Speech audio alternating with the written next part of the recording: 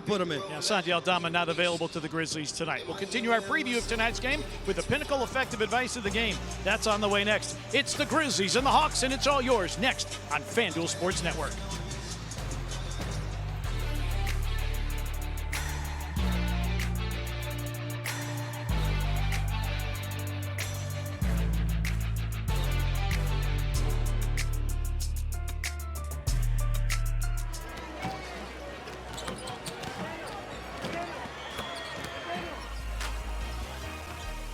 To our Memphis Grizzlies affiliate program, Young Actors Guild. Oh, say, can you see by the dawn's early light what so proudly we held at the twilight's last gleaming, whose broad stripes and bright stars through the perilous fight o'er the ramparts we've watched were so gallantly streaming, and the rockets red glare, the bombs bursting in air, gave proof through the night that our flag was still there. Oh, say does that star-spangled banner yet wave o'er the land of the free and the home of the brave.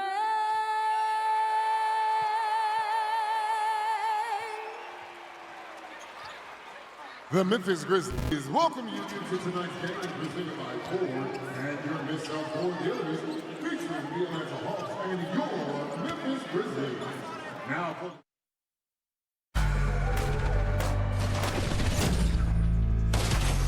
Grizzlies back on American shores, and tonight they take on the Atlanta Hawks. The 25th anniversary season of Memphis Grizzlies basketball presented by Pinnacle Financial Partners. Play hard, bank easy. They also present effective advice. Well, partner, this Atlanta Hawks team, hey, they've been struggling, but they do a couple of things that can hurt you. And if the Grizzlies do not pay attention to detail, it could be a long night for them. That means the Grizzlies are going to have to get back in defensive transition. They're average 17 points a game in the break.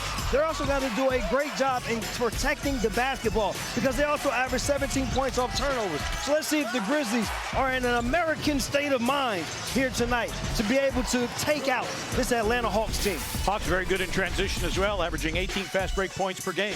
That's the pinnacle effective advice of the game. We're back with the starting lineups of the opening tip after this on FanDuel Sports Network.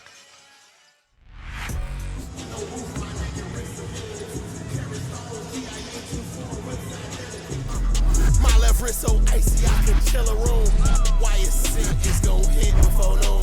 Put a chick in my earlobe, same diamonds in my tooth. AP plain James don't look like it, but it cost some dog poop.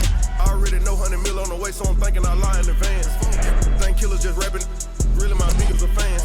11 some hours to pick up the yen, just came from a show in Japan. I be taxi, just like Uncle Sam. Buy a lamb, buy rolls, and buy another lamb. I was warned, getting whips and telling my brother spin. That Robert truck had dropped, I copped that broken in. Soon they see what we doing, they do it, we set the trend. It don't matter how you get it, a win is a win.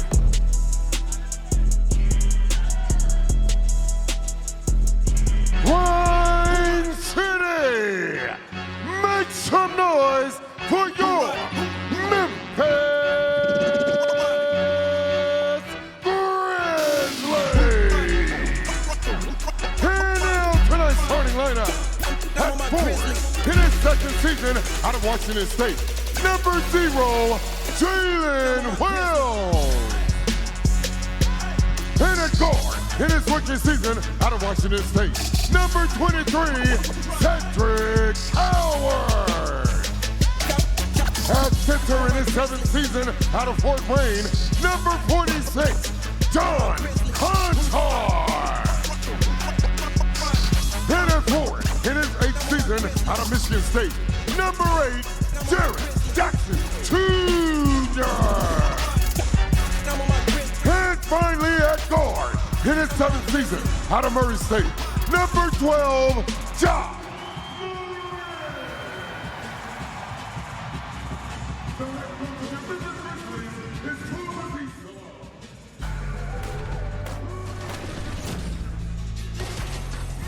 Grizzlies taking on the Atlanta Hawks tonight right here on FanDuel Sports Network. Grizz is ready for the action, and now let's get you the starting lineup presented by Ortho South. Atlanta comes in at 20-25 on the season. Nickeil Alexander-Walker having a massive season. Dyson Daniels, Corey Kispert, Jalen Johnson, and Onyeka Okongwu for head coach Quinn Snyder in his 4th season with Atlanta.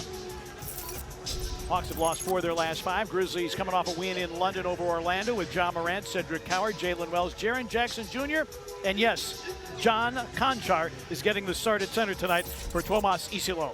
Now a Robin Hood sideline report, the first of many from Rob Fisher. Yeah, and good to have John Morant back in the lineup tonight as well for the Memphis Grizzlies as the Grizzlies returned home Sunday against Orlando. Ja had 24 points and 13 assists for his 7th double-double of the season. Coach Isilo said his energy was contagious. He did a great job quarterbacking the team, setting up other guys for success early in the game, pushing the pace, sharing the ball, which then snowballed into a great team effort. He said it gives the group a ton of confidence to have him back. He's been one of the guys who has carried the energy in practice as well.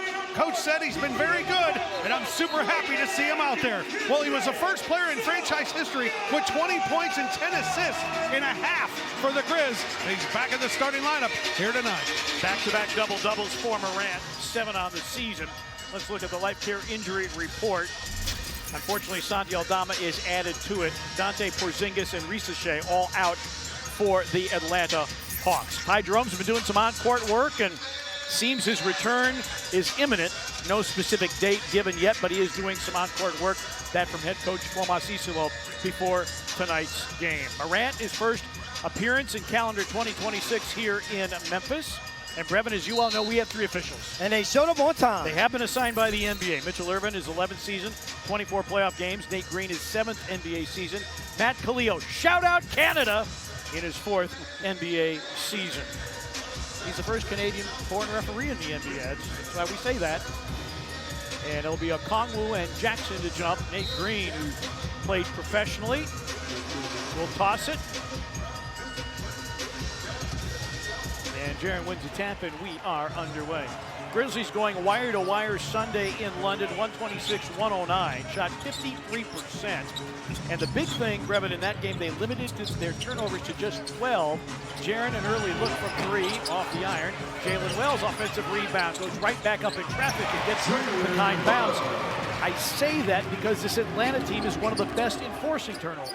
Well, one of the best steal teams in the association, almost averaging 10 steals a game. And you look out on the floor, 3 guys come to mind in terms of steal players. You see Nickeil Alexander-Walker.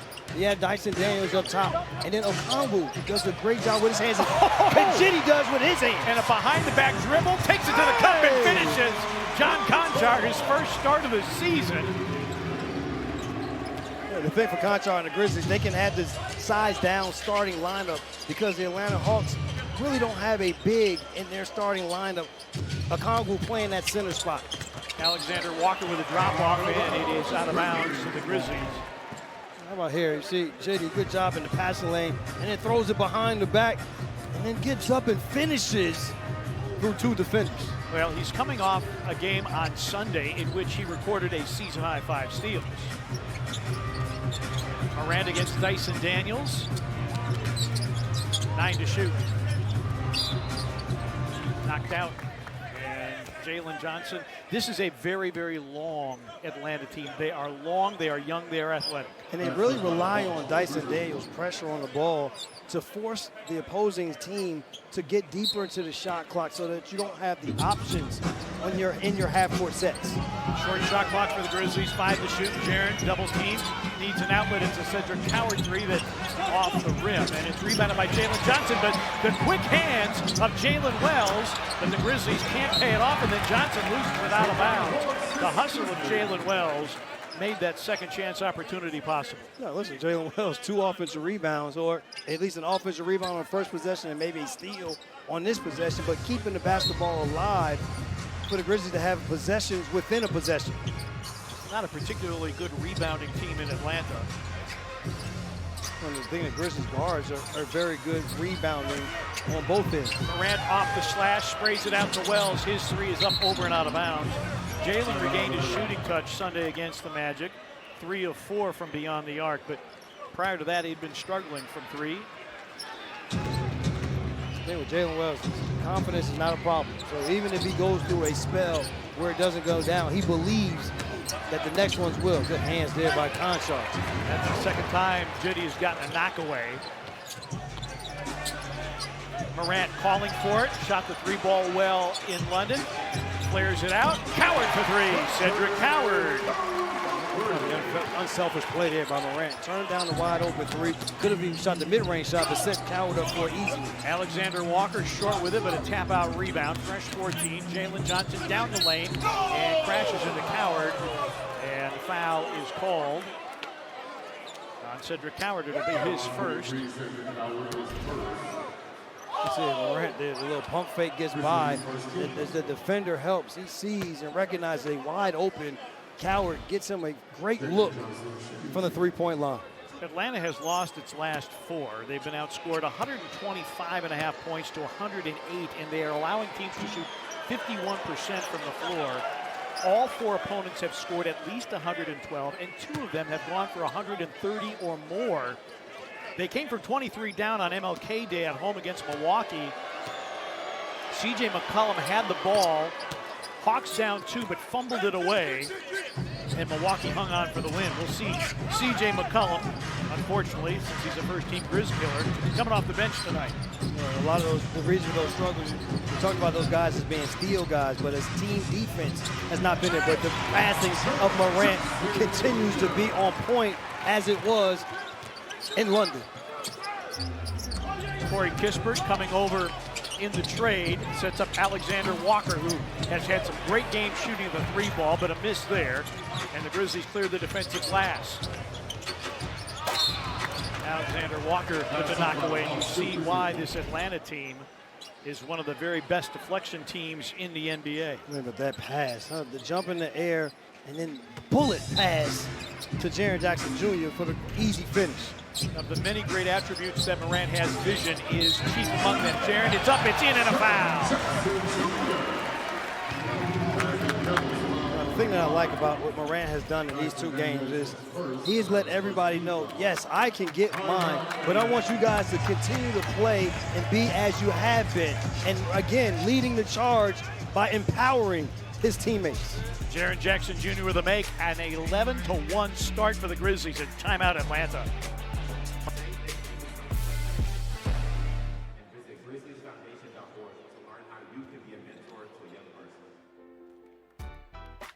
Grizz Nation, welcome to tonight's celebration of mentorship. As many of you may know, January is Mentorship Night, and a special shout out to tonight's presenting sponsor, Ford and the Mid-South Ford Dealers. The Grizzlies hosted Visualizing the Dream 2026, presented by Ford and the Mid-South Ford Dealers, an event showcasing Dr. Martin Luther King Jr.'s work through art. Now, this event featured a youth-led panel discussion, performances, and even had high school artists paint Air Force Ones that are on display right here at FedEx Forum until the end of Black History Month. Ladies and gentlemen, turn your attention to Grizz Vision for more Visualizing the Dream 2026.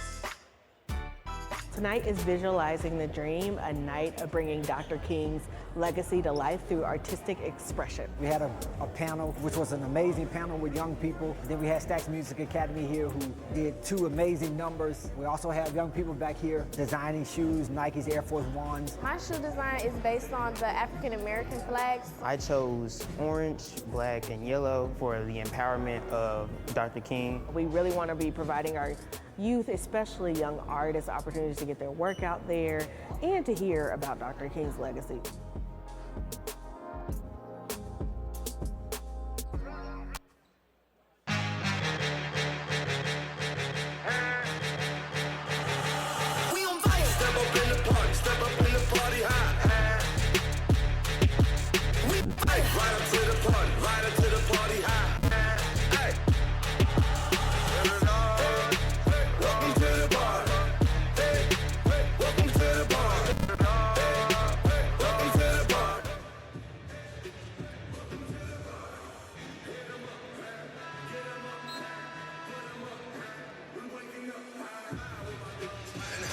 Grizzlies off to a great start, and you can watch the Grizzlies host New Orleans Friday. It's right here on FanDuel Sports Network Southeast. 7 o'clock tip. That means 6:30 for Grizzlies Live. Presented by Ford, your Mid-South Ford dealers.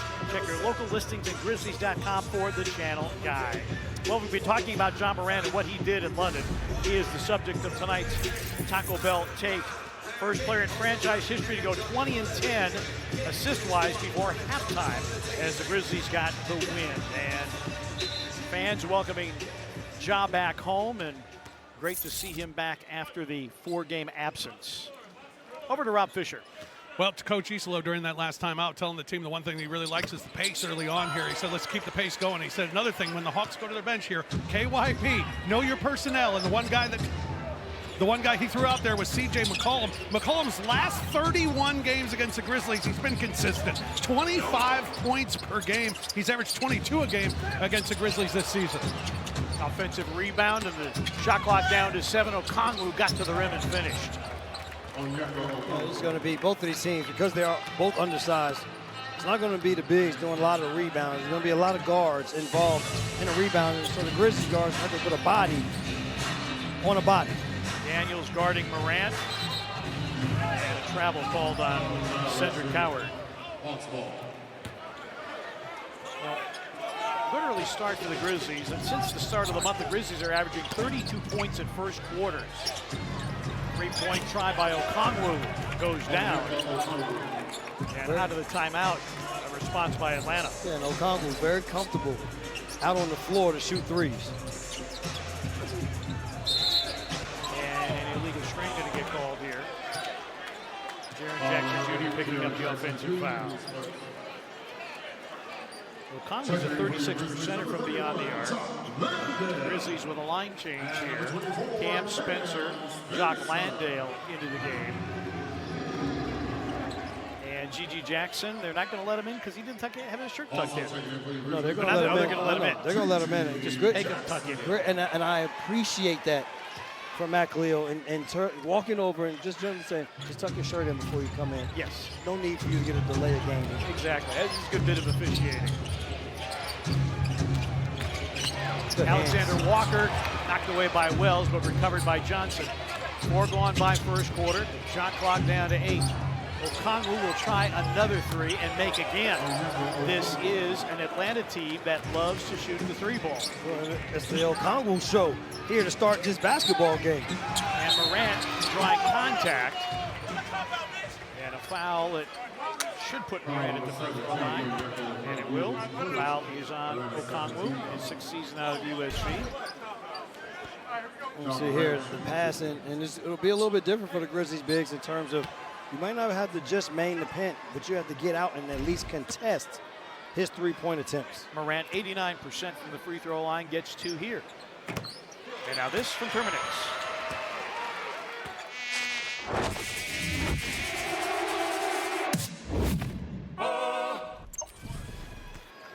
We're talking about the good starts by the Grizzlies.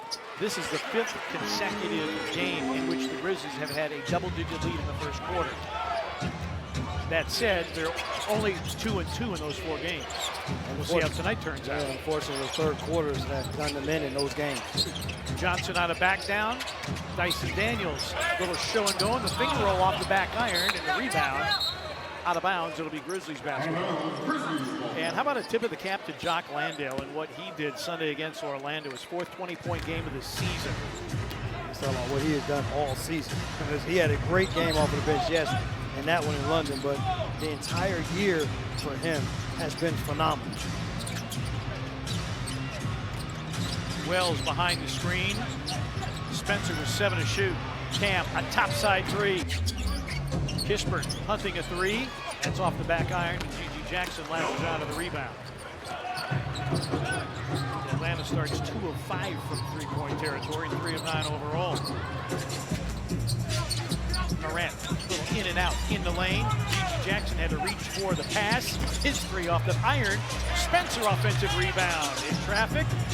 How about a Wells 3?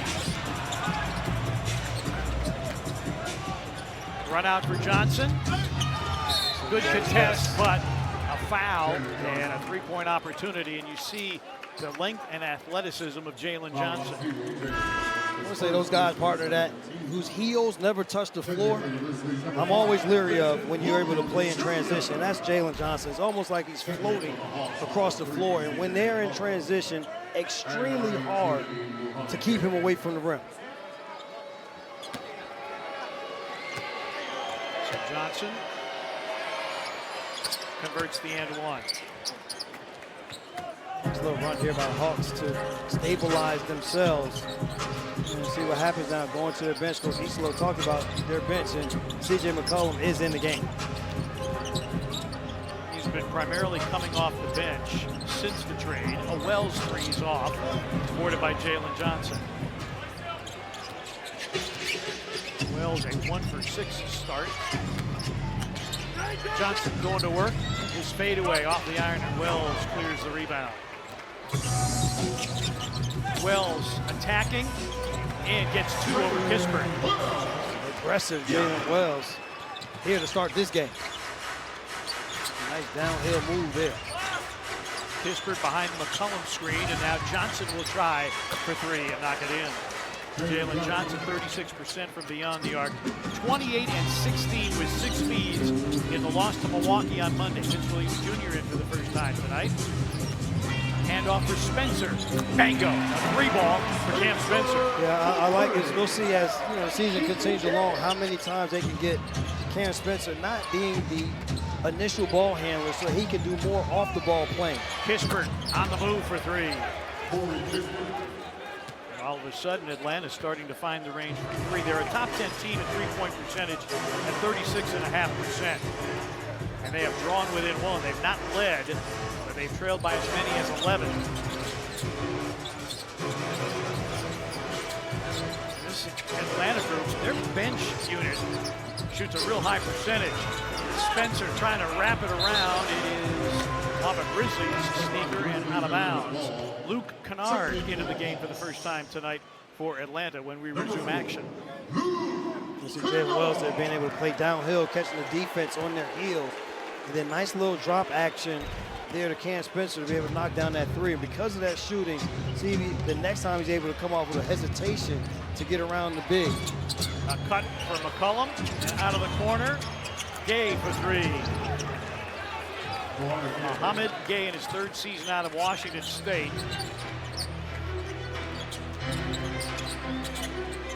Atlanta 5 of 8 from 3 after a 2 for 5 start. Contavious Caldwell-Pope is in. Post up for Landale. 8 to shoot. Wheels inside, but missed it. Thought he got fouled by Gay. Great move, everything but the finish on that one. So Atlanta's already rallied from 11 down. Dyson Daniels, former New Orleans Pelican, sets up Johnson. That 3 honeycombing in and out, and a rebound to Caldwell-Pope.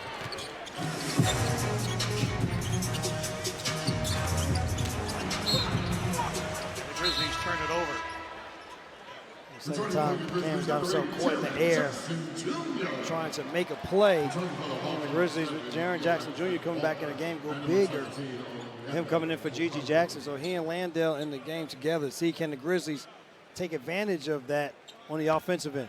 And the turnover bug has hit again. The Grizzlies have lost 9 points already on 4 turnovers. So I heard him in the first game against the Orlando Magic. I think 24 points scored by the Magic off of 16 turnovers. Alexander Walker back into the game, and rebound ricocheted, picked up by Caldwell-Pope. 3.5 remaining first quarter. Landale, the dump down, and Jaren was being held by Gay, but they do call the foul.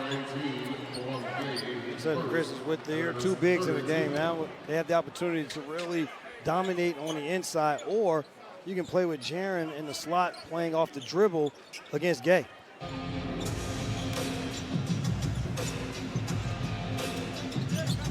17 on the shot clock. Jaren trying to get away from Gay, but unsuccessful. Williams behind the screen, and it's blocked by McCollum. Alexander Walker. McCollum forced inside the arc. He drives, sprays it out. Extra pass. Walker sets up Okongwu for 3. And the rebound, again, falls to Caldwell-Pope. About the Hawks getting great looks from the 3-point line because the ball was nice find. Landale just too far under the basket. Spencer for three. Bango. Cam Spencer, his second three-point make of the game. Cam 6th in the league in three-point percentage. Luke Kennard is 5th. Two of the very best from the arc on the floor, and Kennard knocks down the two. So we saw Luke Kennard here towards the end of his time with the Grizzlies starting to be better in terms of mid-range shots and playing off the dribble, as we saw there. Caldwell Pope, that's a three, that's through. Grizzlies grab the lead back 25-23. In fact, Kennard's numbers pretty much across the board, the best with the Grizzlies compared to any other team with which he's played, or for which he's played. McCollum. Okongwu the offensive rebound. Kennard now, and the Hawks with a fresh 14. Kennard, 2 for 2 from 2. And now you're seeing why the Hawks are top 10 in scoring, averaging 117 a game. Their issue has been predominantly defensively, particularly in the month of January. Jaron, a turnaround hook is in. I don't know how he located the basketball. He put his back to it and just turned into his shot. And as he was turning, he was shooting. Very similar to how he played in the first game against Orlando and Berlin. And C.J. McCollum drops in a three. And already Atlanta has 6 made threes, and they have the lead 28-27. Grizzlies got off to an 11-1 start. The three ball has been effective for both teams, but Atlanta has the advantage at the moment.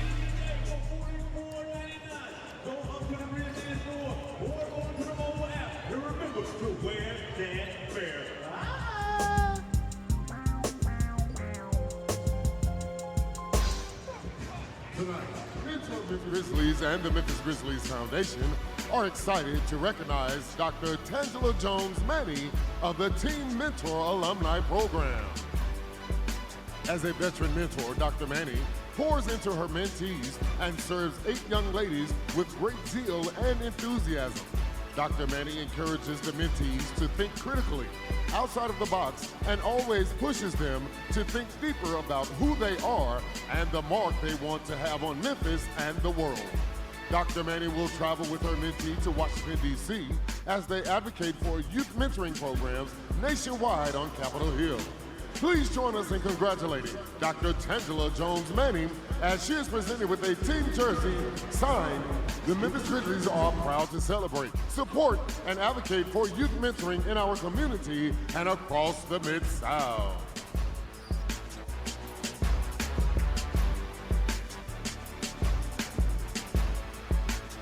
What does a great mentor look like? Someone who shows up, listens, and is consistent.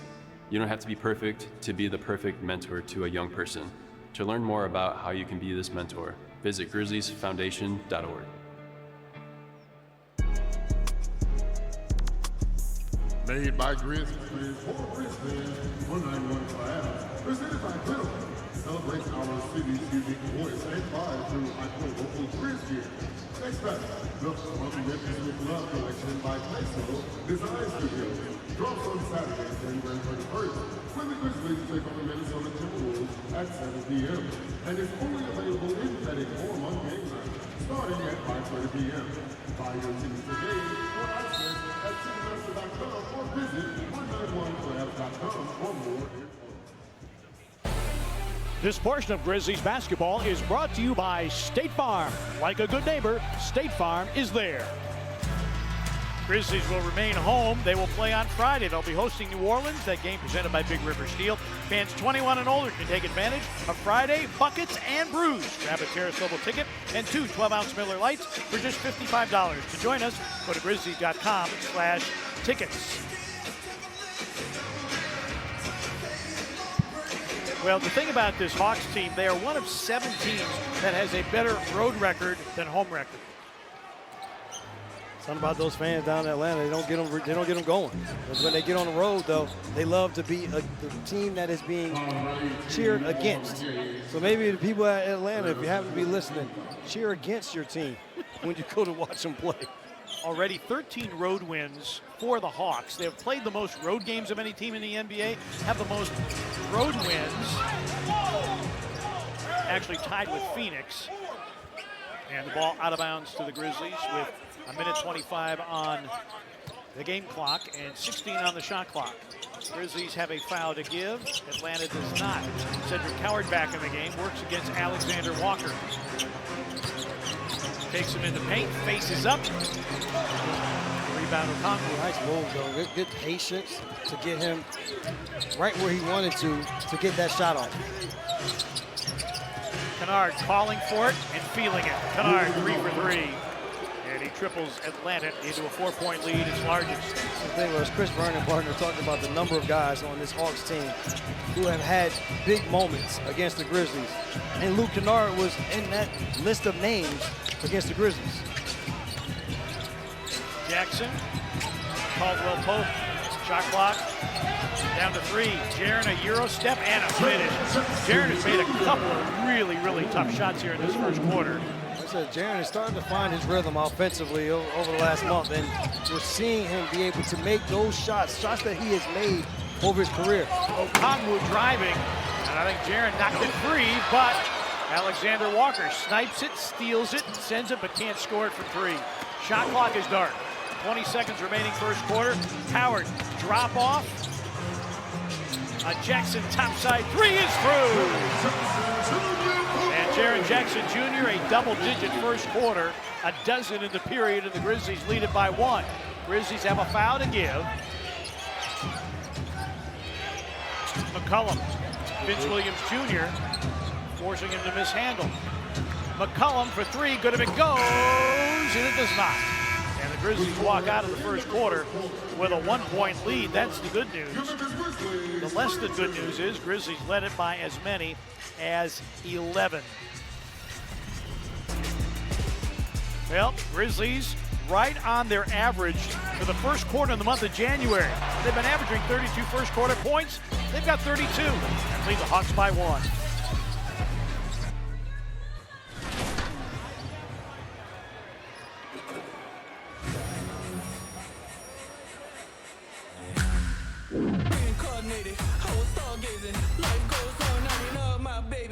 I feel good, get that out my face. Woke up looking for the broccoli. Hot heat, keep a horn on me, that come my seat. IP ownership, the blueprint is by me. Mr. Get Off, I get off at my feet.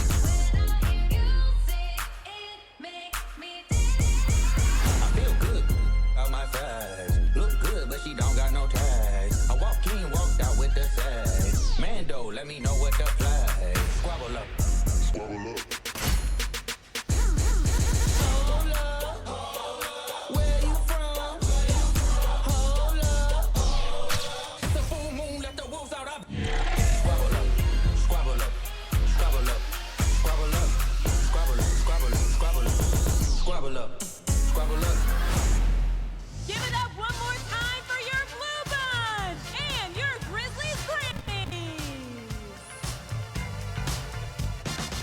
Southland Casino Hotel is proud to offer a 10% off buffet at the Grizzlies tomorrow only. Coupons are available to be picked up at guest services. Hurry because supplies are limited to the first 150 fans, 1 per person. Redeem on coffee at the Lucky Low Club. Must be ages 21 and up.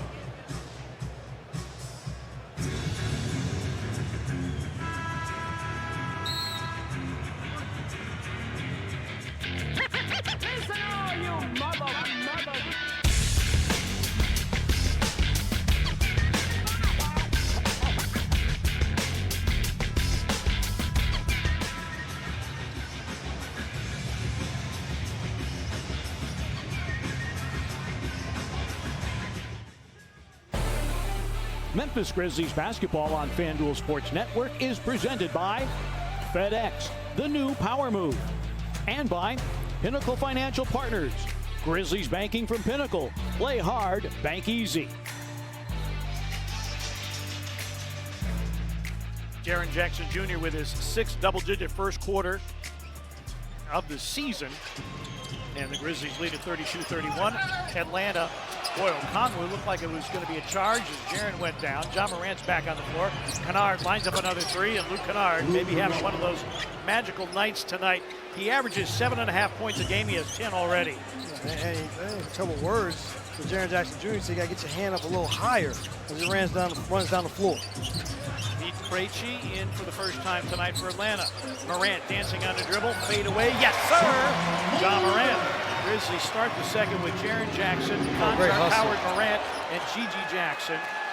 And Morant with a hustle on the sideline. You described it right as he went through this dance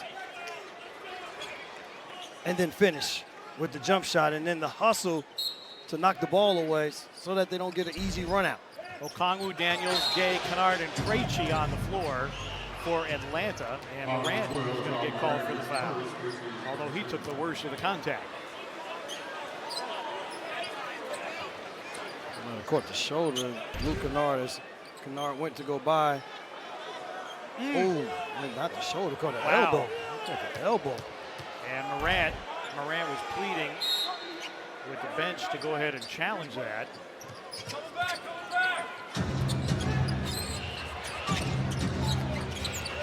Dyson Daniels on the move against Gigi Jackson. And travel on top.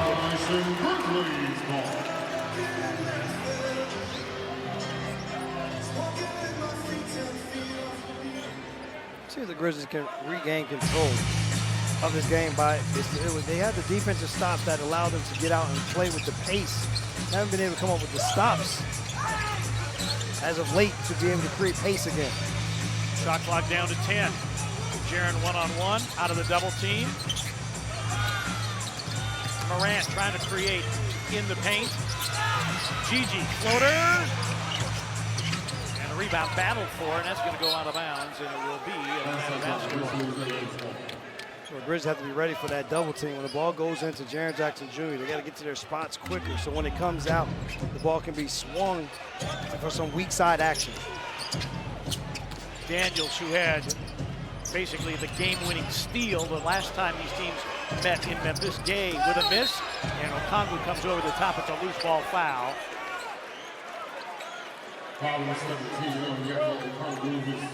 Quinn Snyder less than happy with that particular adjudication.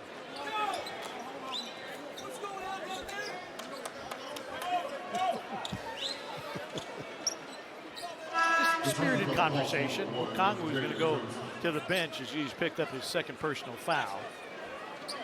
I always love the banter between coaches and officials. And yes, you got to ask questions, and just in a demonstrative fashion sometimes. It is fun to watch the coaches. If you're a fan, obviously you want to watch the play on the floor, but watching the sidelines can be fun too. Morant got hung up in the air, and again, the Grizzlies, it's about the third time a Grizzlies player has gotten hung up in the air and thrown it away. And one thing you have to do when you play against defensive teams that are steal teams, you got to make the next pass. If you try to make two passes away, that's usually when you get in trouble. Gay off with the three, and the rebound to Coward. Coward in traffic, brings in Wanted, and the rebound to Kennard. Well, the thing, too, is the Grizzlies have turned it over 6 times. Only 2 of them have been Atlanta steals. And Kennard is barking at Jaren Jackson Jr., you can't cover me. I told you he was talking to him on the last one, and he continues to have to talk with him after this one. But I tell you this much, partner, somebody better talk about where is Luke Kennard on the floor. Now, Kennard had a 6 of 9 3-point night against Golden State. He's working that way again.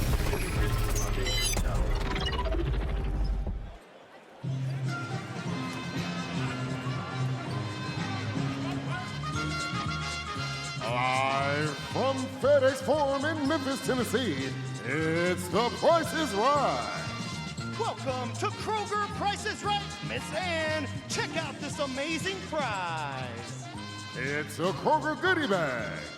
That Kroger goodie bag is valued at $75. I've got 3 Kroger items over here. I've got Kroger taco shells, I've got Kroger spaghetti, and Kroger cream of chicken soup. Miss Ann, you'll have 15 seconds to tell us how much each of those items cost. Are you ready? I'm ready. Memphis, are you ready? 15 seconds on the clock. On your mark, get set, go! Miss Ann says she does not do the shopping at her house, but she feels confident here tonight. You've got 5 seconds left. Are you sure you want to make any changes? All right, she says she's good. Grizz, where do you want to start? All right, we're gonna start with the cream of chicken soup. She says it is $1. The correct price is $1. You're 1 for 1. All right, on to the next one. Grizz, we're gonna go spaghetti. You said $1.25. The correct price is $1.25. You win 3 for 3. Congratulations, Miss Ann. You just won Kroger Price is Right.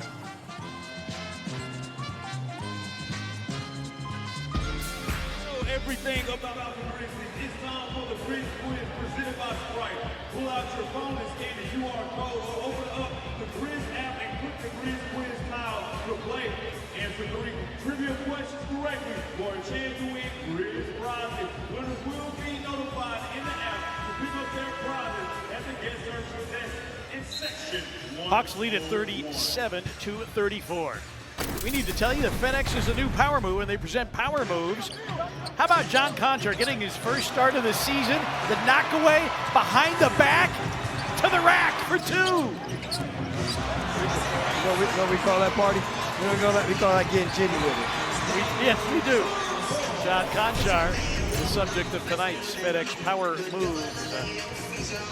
Now the Grizzlies are going to need to do some type of power move defensively against Luke Kennard, who hasn't missed anything tonight. But another thing they got to do is a better job of playing one-on-one defense, because what's happening is the Hawks are getting into the paint off the dribble. That's forcing help. And when the Grizzlies have help, give the Hawks credit, they found the open man. Morant attacking the reverse, no, but drew a foul and will go to the line. Foul will be on Krejci. Morant did not play in either game against Atlanta last year. The teams split, the road team winning both.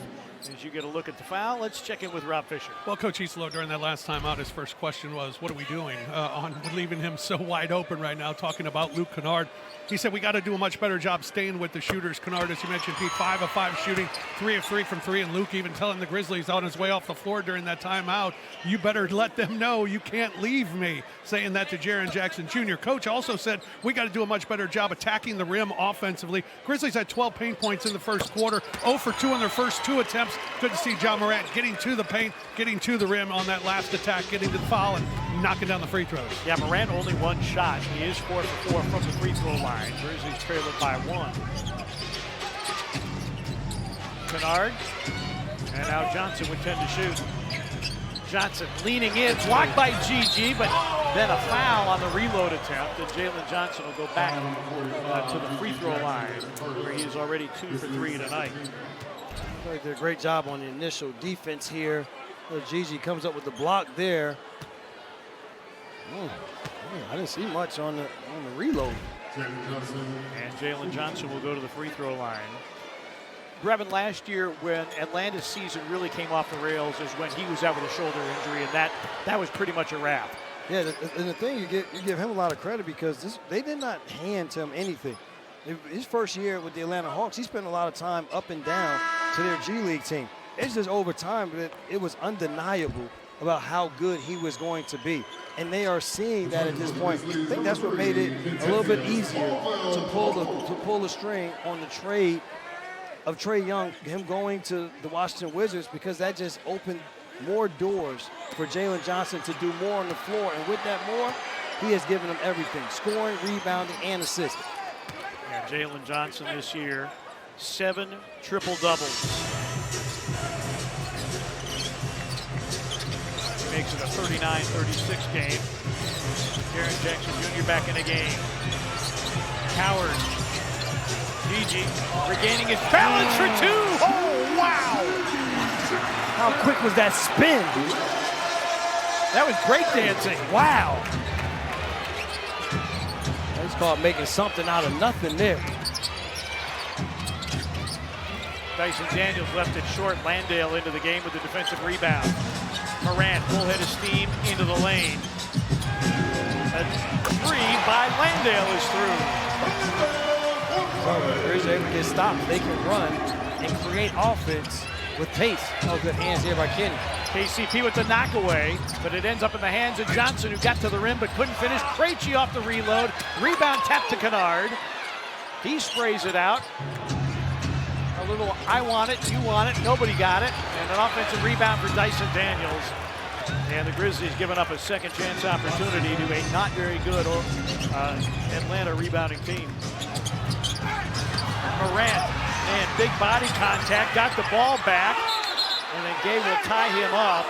And the Grizzlies are absolutely incensed that there was no foul call made on the play. And now Morant,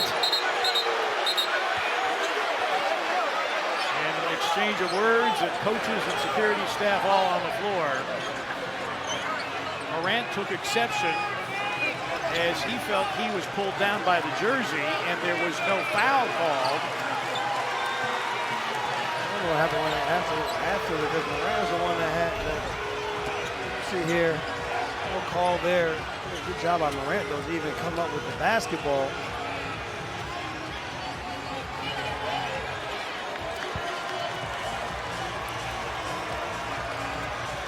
So both teams heading back to their benches, and we may well have a look and a visit to Secaucus to see if there are any penalties that need to be assessed. You'll notice that the referees are wearing headsets. They can communicate with each other on the floor. They can also communicate with Secaucus. There's the initial play. Thought there should have been a foul there. The on-court ruling is a jump ball between Morant and Muhammad. After that, there's a play altercation, which is now under review. He pretty much jumped straight up in the air on that move to the basket. Yeah, when you look at it, that probably is a no call. But you want to know who's in Secaucus tonight? Yeah, partner, who's having some lemon pepper wings tonight? Ashley Moyer-Gleish, Jonathan Sterling, and Scott Foster.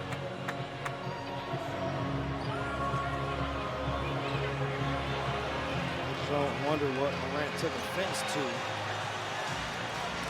Yeah, you don't know if there were words involved, but something triggered that reaction.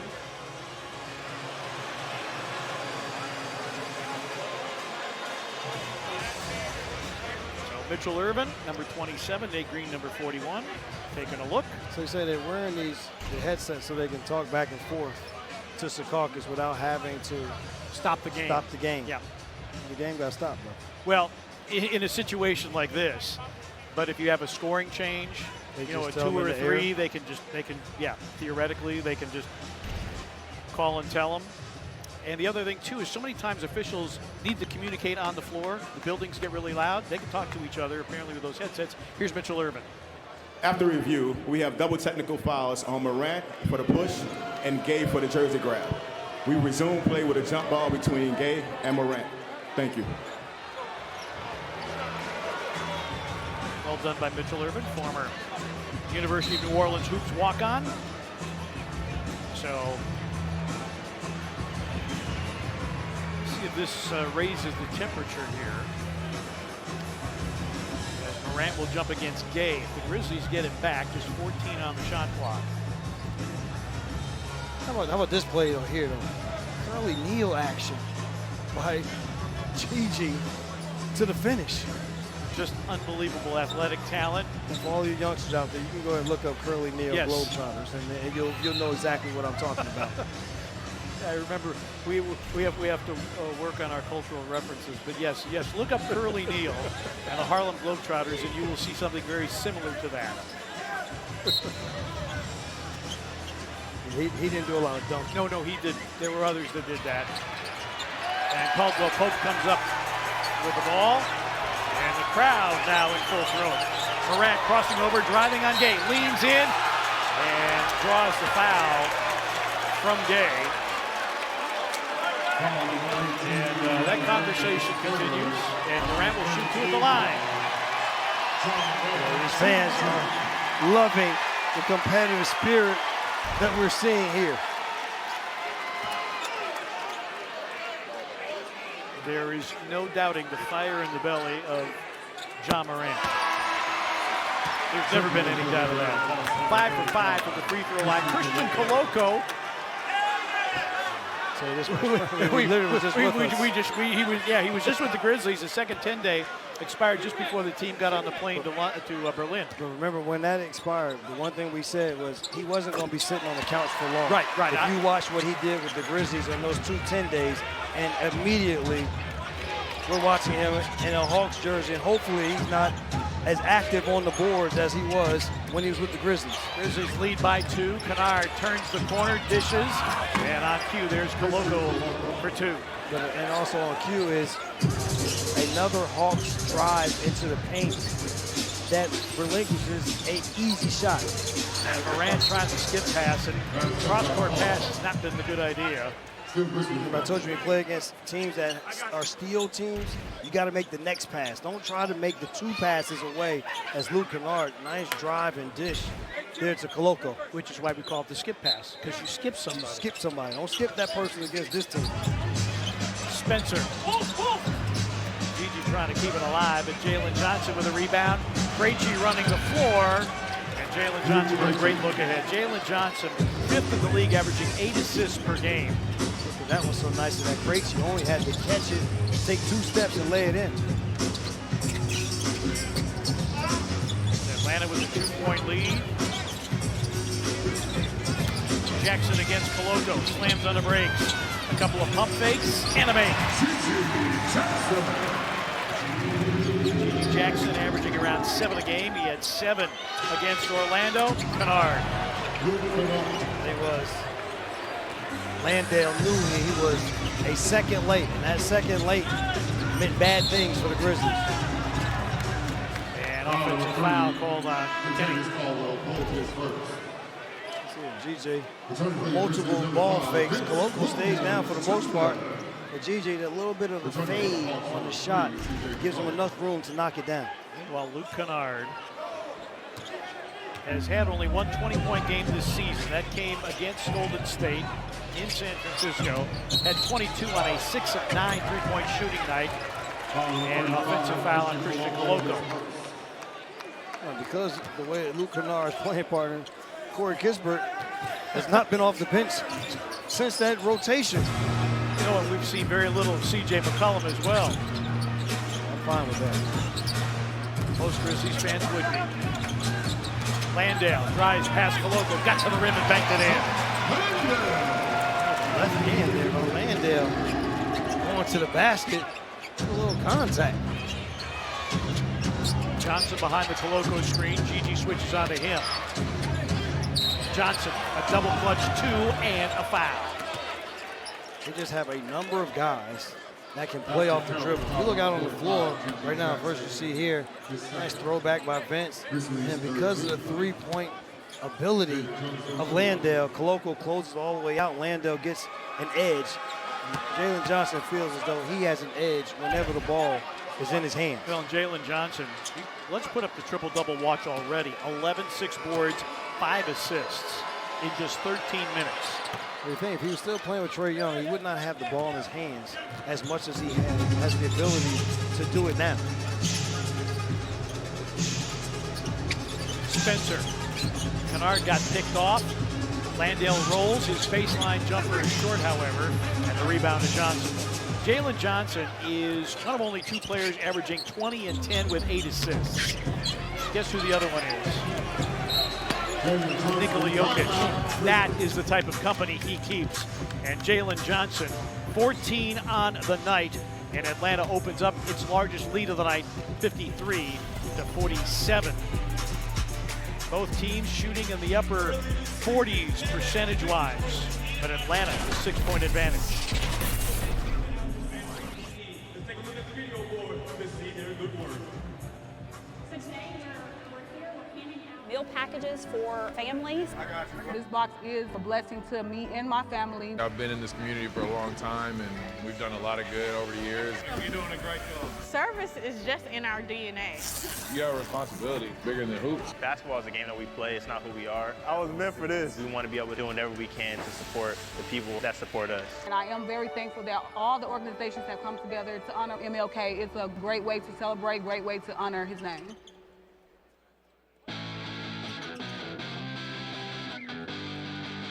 It's time for the FedEx Shoot and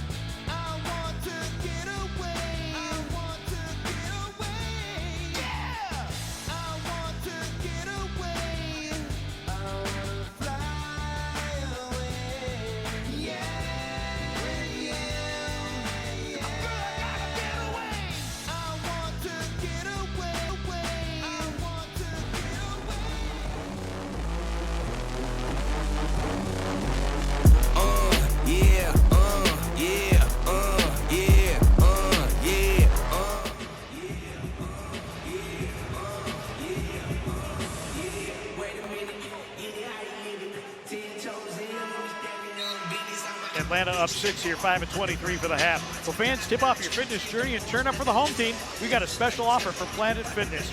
Grab tickets to any January Grizzlies home game, and you will score an exclusive offer for Planet Fitness. Start 2026 strong by cheering on the Grizzlies and meeting your fitness goals. Lock in your seats and your special offer at grizzlies.com/January. The offer is valid for online ticket purchases only. Hawks outscoring the Grizzlies 22-15 here in the second quarter. Grizzlies had a 1-point lead after 12 minutes, and Jalen Johnson with 7 of his 14 here in the second quarter. He actually has, I said 7, he has 8 triple-doubles. Only Nikola Jokic has more, and in fact, Jalen Johnson averaged a triple-double in the month of December. Jaren on a back down, faces up, doesn't get the bounce. The rebound, and guess who? Jalen Johnson. That's his 7th. And the Grizzlies here will be really tested on the defensive side because with both bigs on the floor, one of their bigs is going to have to guard Jalen Johnson. They slough off there and force him to shoot jump shots. If they keep him on the perimeter, that's at their best bet. Caldwell Pope on the attack for 2 as we check in with Rob. Well, again, attacking the basket, something Coach Islo wants to see a lot more of. He told the team during that timeout, we're not doing a good job staying in front defensively. They're 8 of 15 shooting here in this quarter. He said, we're not getting the rebounds either. We're not fighting for the rebounds. They've been out-rebounded 7-2 here in this quarter. And then he said, we're not moving the ball offensively at all. Right now, the Grizzlies have just 1 assist of their 9 has come here in this second quarter. Alexander Walker with a miss and a loose ball foul. Gonna be called on Jock Landale. Well, the Grizzlies, who are getting assists on 70% of their baskets, only 9 assists on 18 baskets tonight. A lot of that you credit the Hawks defense. Yes. Because they're forcing them to play one-on-one basketball on the offensive end because they're ultra aggressive off of the basketball, not respecting that the Grizzlies can beat them in one-on-one scenarios. But on the other end, the move here by McCollum, curls to get a lay-in. But on this end, the Grizzlies have not been able to keep their one-on-one players out of the paint. And defense has been the Achilles heel for this Atlanta team. Spencer works against Alexander Walker. Vince calling it for a top side and a ball reversal. Landale will cast. Jaren trying to keep it alive, and Coloco could not keep it in play. Grizzlies will get it back with 14 on the shot clock. So you talk about the Grizzlies not having assists. On the other side, the Hawks, 16 assists on their 20 made baskets. It is a strength of theirs. They averaged 31 assists a game this season. And that leads the league. So you can see how they get them. With the one-on-one breakdown, they create so many easy shots for their teammates. Wells, a deep 3, and a rebound to Johnson. Vince Williams guarding Jalen Johnson, approaching 3.5 remaining in the first half. McCollum around in a Congress screen. He just checked back into the game. Daniels, perpetual motion by this Atlanta offense, and a foul call that will put Dyson Daniels at the free throw line. Foul number 5, Vince Williams Jr. is first, Grizzlies 15. Grizzlies over the limit, and so free throws for Dyson Daniels. We've not talked much about Dyson Daniels. First trip to the line tonight. Held without a steal, which is news at this point. 3rd in the league, averaging 1.9 steals per game, but they call him, because he's from Australia, the Great Barrier Thief. Cool nickname. Well, he may not have steals, but what he's done tonight is he has forced the Grizzlies offense, whoever it may be, because he has pressured Ja Morant the full length of the floor. But what it also does, he tries to deny the main ball handler to force someone else to have to initiate offense. 1 of 2 for Daniels. Daniels is 3rd in the league in deflections, a little bit more than 4 a game. The other thing, though, they allow him to be ultra physical at that position. And when you're a theft person, they allow you a little more leeway than others. Vince for 3. They are forcing the Grizzlies to be a perimeter team. When the ball goes into the paint, multiple guys flooding the paint. That's got to be a flop. It'll be a technical foul. Yep, a flop called on Nickeil Alexander-Walker. Flop technical foul number 7, Nickeil Alexander-Walker. See, if he would have been across the pond with us at the football match, this would have been just fine. I saw a whole bunch of this while we watched Tottenham versus West Ham. Here in the association, though, there's a call for that. Yep, and it's a flop, and so a technical free throw going to be taken. Cam Spencer makes good on it.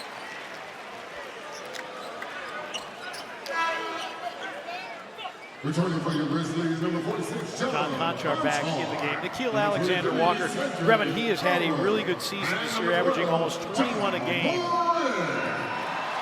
And he is looking for his first three-point make tonight. He's on a 36-game streak with a three-point make. He's 0 for 4 tonight. Well, again, you watch the motion of this offense, equal opportunity on the offensive end. And the Atlanta Hawks said the assist, they get everyone involved. Congo here, deep post position. That'll be on Wells inside. I'm impressed with this because I watched them play the Milwaukee Bucks the other day. And Milwaukee did whatever they wanted to. Right. And there was not a lot of force put up by this Hawks team. It's a different mentality that they're playing with here in this game tonight. Whether they are playing downhill on the offensive end or on the defensive side. We talk about as much of the defensive struggles they had. They look like a pretty good defensive team here tonight with the position defense, not with the steals. With the position of the Grizzlies trying to make moves to the basket, there always being a player there. To put some context around that, as you look at Quinn Snyder, Grizzlies are shooting 43% at the moment. The Hawks are 23rd in the league in defensive field goal percentage. Teams shoot almost 48% against them. One thing that is different for the Hawks, they finally had a day of practice, their first day of practice after the Trae Young trade yesterday. It is paying dividends here early. Morant against Daniels, tries to lean into him, sets up Wells, a step back three, that's off. Offensive rebound, Cedric Howard. Jaren on the attack, a Morant three. And the Grizzlies three-point shooting not on point tonight. 6 of 19 with that last miss. They're forcing the Grizzlies to the lesser part of their offense. Congo misses everything with that shot. As I said, every time a drive by a Grizzly to the basket, number one, the initial defender is doing a good job of staying in touch, but also the help is in time. Dyson Daniels with a knockaway, and Aaron a whistle. Fourth team foul, Atlanta. Third foul, O'Connell. Oh no, they're going to change the foul. It's Dyson Daniels, not O'Connell.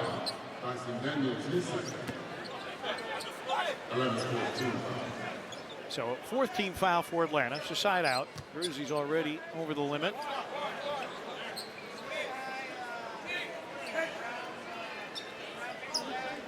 And we mentioned Atlanta has lost 4 in a row, but they had won 3 in a row prior to that. Howard's three is through.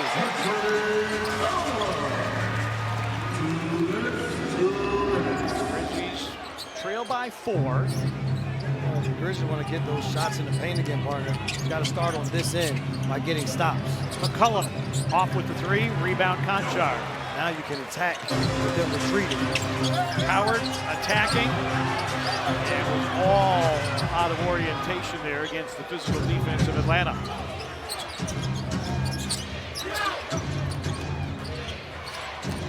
Daniels change of direction. Okongwu goes from air ball to swish.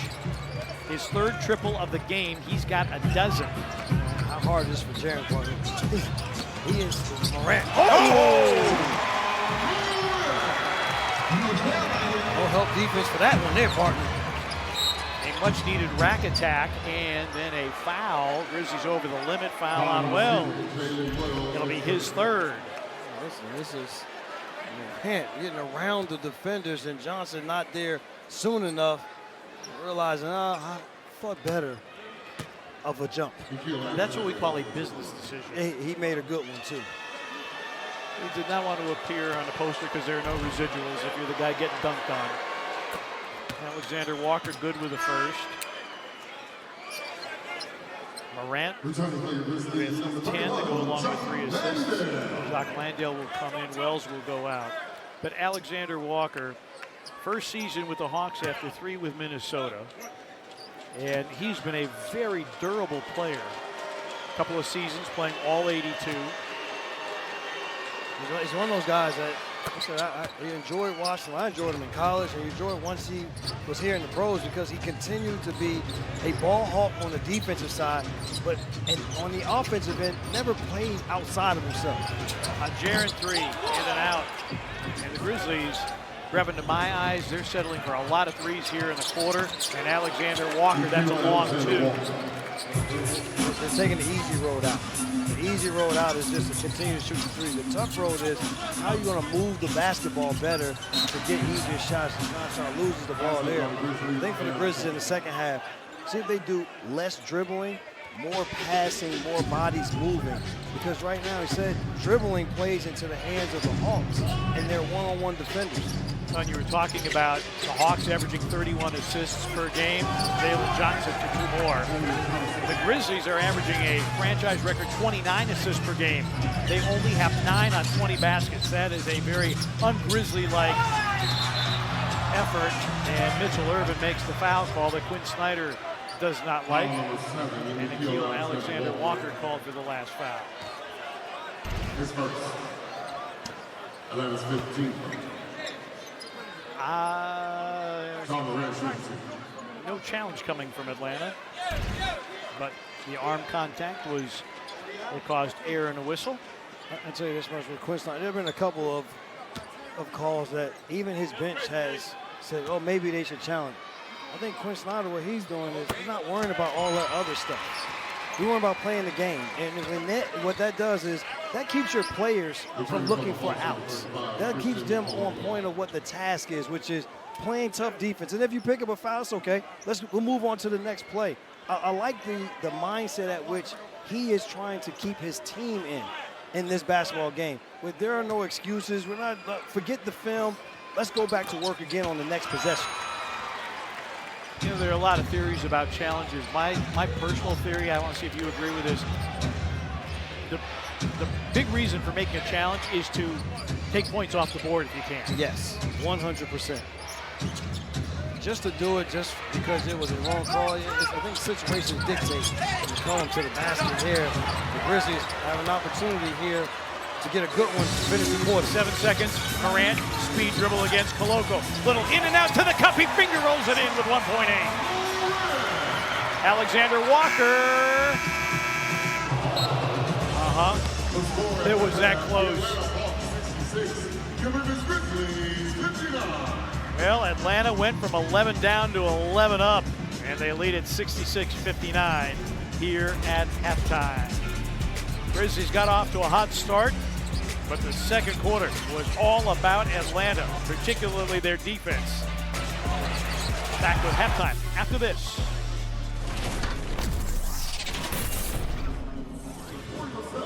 And stop by the Locker Bar outside of Section 108.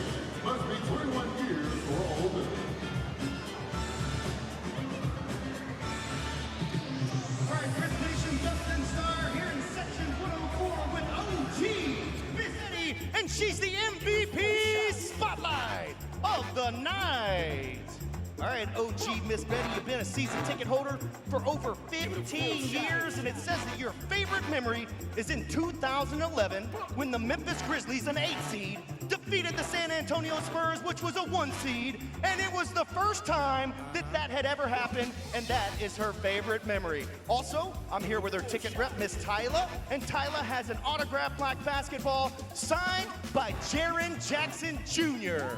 Ladies and gentlemen, let's hear it for OG Miss Betty, your MVP Spotlight of the night.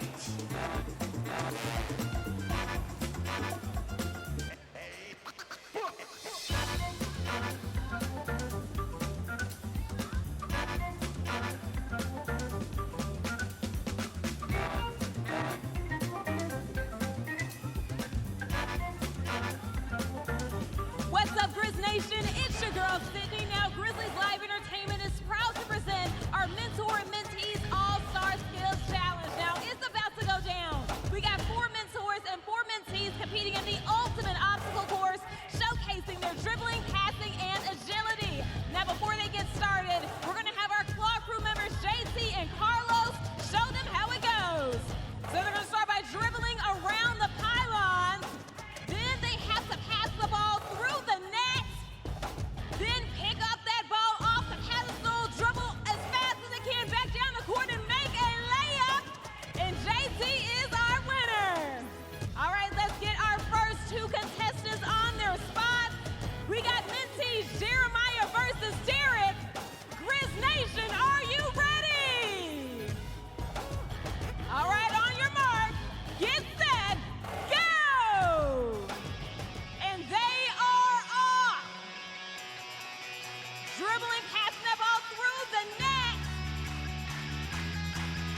Derek is making his way back. He's going up for that layup with an easy basket. Derek is moving on to the next round.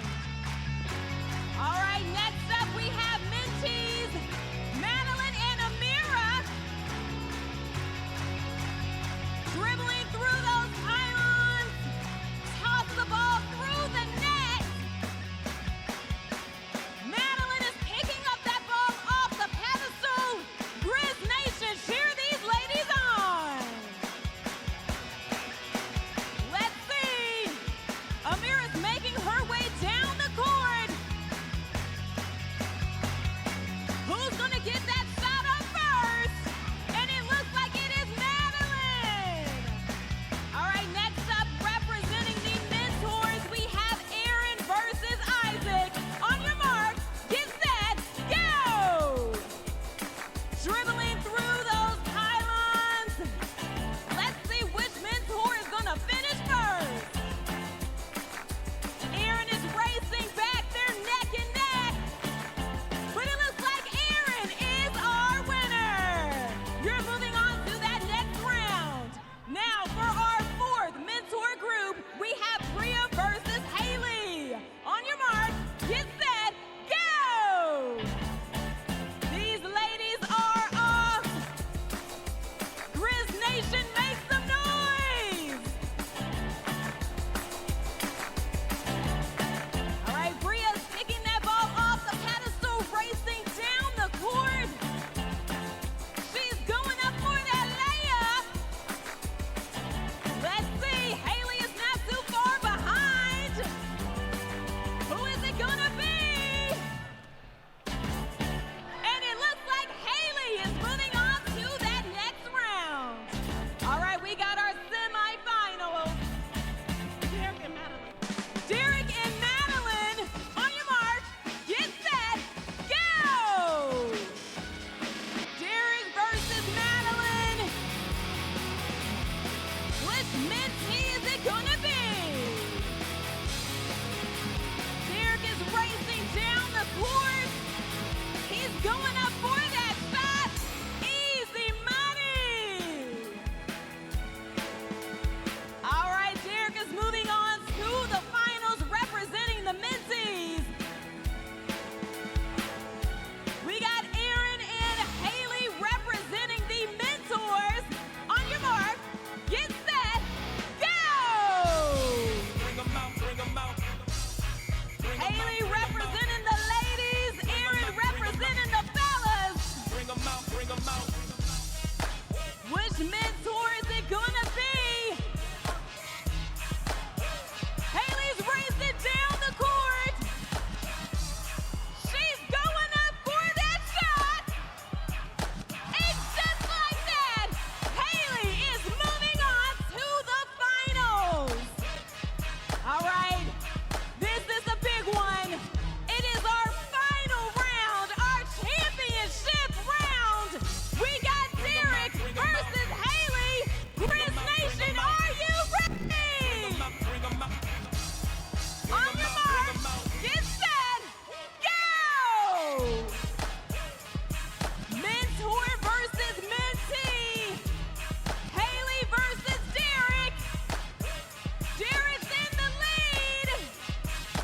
Let's see. An easy bucket. Derek did not come to play. Congratulations, Derek. You are going home with an autographed Ja Morant basketball. Fans, give it up for Derek. Bring 'em out, bring 'em out. All right, let's keep this party going. Grizz Nation, give it up for Gary Gowen and the Memphis Grizzlies house band featuring Mikey Christian. Bring 'em out. Bring 'em out, bring 'em out.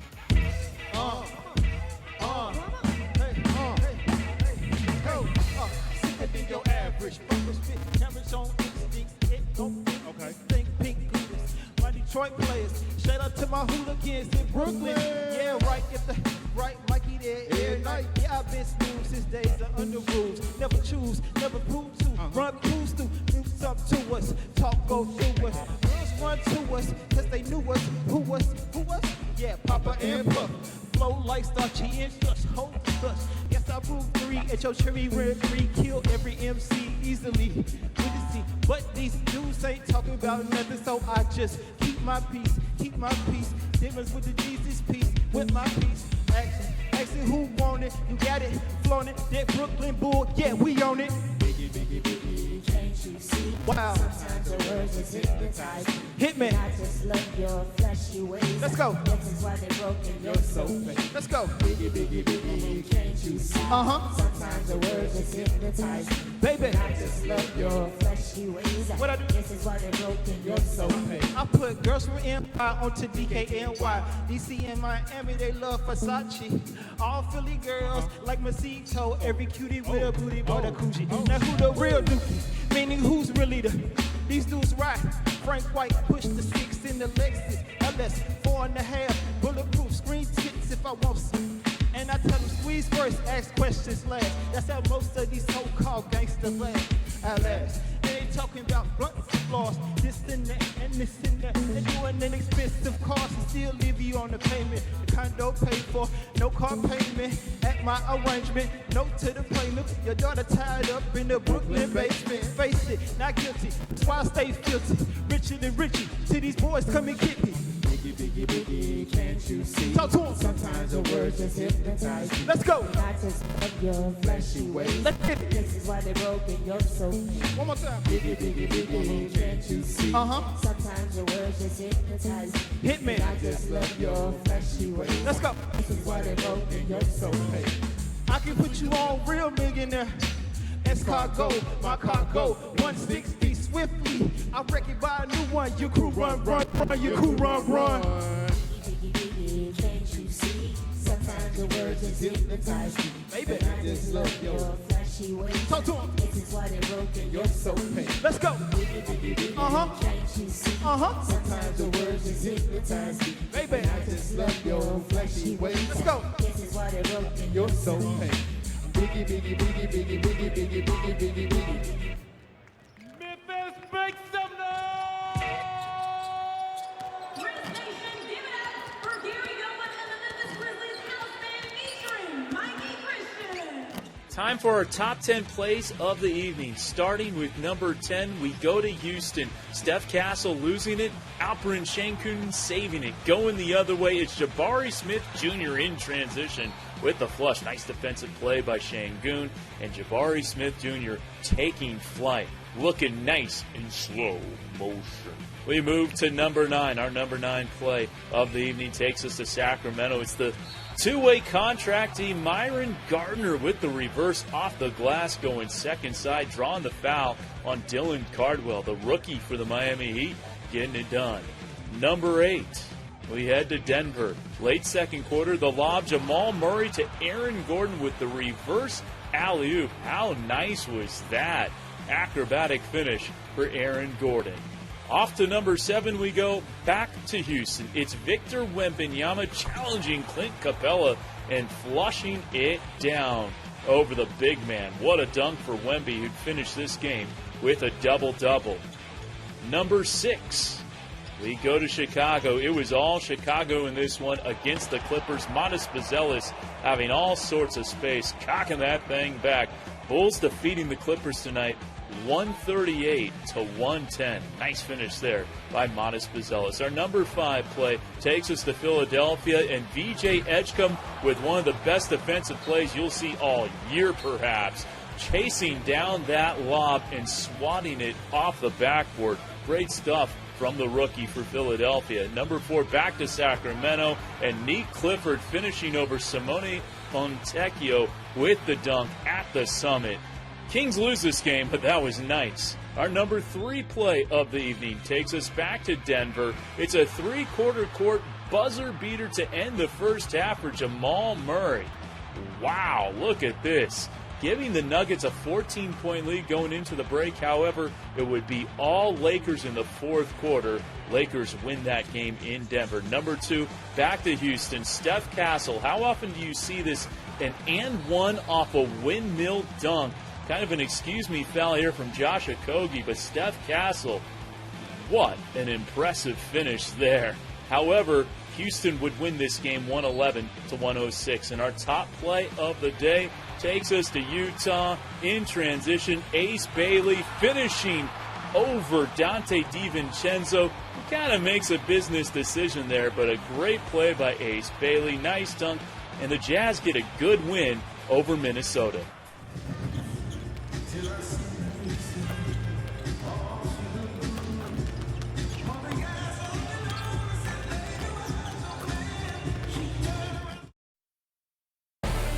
Memphis Grizzlies basketball on FanDuel Sports Network is presented by Pinnacle Financial Partners. Grizzlies banking from Pinnacle. Play hard, bank easy. And by FedEx, the new power move. Grizzlies trail at 66-59 at halftime. Atlanta 14-7 with a halftime lead. And how about a Sunday fun day? We could all use that. Join the Grizzlies every Sunday game for Sunday Family Fun Days. A $35 drop in the bucket gets you a ticket to the game, a $10 food voucher, a post-game free throw opportunity on the court, and a photo with Grizz. The next game is Sunday. Grizzlies hosting Denver. 2:30 start. Visit grizzlies.com/Sunday to buy your tickets. Morant with 14 points in the first half. He's played 14 minutes. Grizzlies will keep him on something of a minutes restriction. Morant played 28 minutes in the win Sunday against Orlando in London. All right, the Orion Coaches Halftime Report. It's Ryan Saunders with Rob. Coach, one of the big stats I saw in that first half was 1 assist in the second quarter. How do you get back in rhythm offensively? Yeah, we got to do a better job of getting pressure on the rim, making the ball find the paint, and then kicking out to open shooters. We should have pass sequences with their overhelp. We didn't do a great job of that in the second quarter. Defensively, what do you want to clean up in the second half? Yeah, well, we overhelped as a ball club on the defensive end, allowing open threes. We got to clean that up, understanding who we're closing out to. Good luck second half. Thank you. Coaches Halftime Report presented by Orion Financial. And that overhelp is one of the things that allowed Luke Kennard to get wide open, because Atlanta's shooting a high percentage, 48% from the floor, 42% from three, because they got good looks. Well, the other thing is the Grizzlies rely on their bigs to help at the rim. Well, the problem is the Hawks have a big that steps away and shoots threes. So every time the Grizzlies big, especially when Okongwu is in the game, ran to the front of the rim, he popped out. Well, even when Gay came in the game, if you're guarding him, so the Grizzlies initially, their one-on-one defense is going to have to be better, and they're going to have to be asked to contest some of those shots individually instead of them having to help so many places. But if one player goes to help, the next player is going to have to be there to help them out. Got to play that defense on a string. And Brevin, to your point with the Pinnacle effective advice of the game, this is all about attention to detail. Getting defensive stops so that the Grizzlies can get out and run. But the thing is we see in this game, and a credit to Hawks defense, the Grizzlies over-dribbling and not moving the ball quick enough to open players. Alexander Walker, and the Hawks have it first to start the second half. Kispert, beautiful feed and a dive to the basket by Corey Kispert. One thing on this offensive is see if the Grizzlies can get, when they're big set screens, and if they roll to the basket, can the Grizzlies find these bigs in the painted area to get shots? Coward for two. Right there by Serge Coward, turning down to three and getting downhill. And Jared had post-up position, but ultimately served as a screen. Kispert misses the three, and Jackson with a rebound, his second of the game. Morant going downhill, sprays it out. A Wells three is true. Jalen Wells, his first three-point make of the game. The Grizzlies started out the game. We saw they got the 11-point lead early. They got stops. They were able to get out and run and get clean looks on that end. Daniels gets into the paint, but left it short. Conchar latches onto the rebound. Grizzlies already within 4. Morant going to work, trying to get by Jalen Johnson, and Jalen Johnson will get ticketed with the foul, his first of the game. You see the pump fake there, but even with Jaren with the deep post, doesn't allow Okongwu to be in great position to help defensively and allow Cedric Coward to get a good look. First foul on Jalen Johnson, who's zeroing in on another double-double. Jaren, little floater. It's there every time. The shot didn't go down, but good look, good shot attempt. doing a better job here in the first minute and a half. Oh, knock away Conchar. Doing a better job of getting a piece of the paint. You can tell it was a big point of emphasis during the half. Jackson against Alexander Walker. Backs him down. Coward, a catch and shoot three. Again, the Grizzlies getting decent looks at the rim. Unkind. Jalen Johnson, blocking foul, Morant. Immediately tells the bench, don't challenge it. You see here, Johnson, you see him still moving. It's Morant. Johnson to the free throw line for two. He's so good in the open floor. Morant did a good job getting into the initial path of Johnson driving, but was still moving. Now this from Auto Owners. We customize your policy, so when the unexpected happens, you know you're covered. That's simple human sense. Jalen Johnson back to the free throw line. They got the quality of shots here to start this third quarter is exactly what the Grizzlies need to do. Morant. Coward follows. Cedric Coward, third among rookie rebounders at 6.5 a game.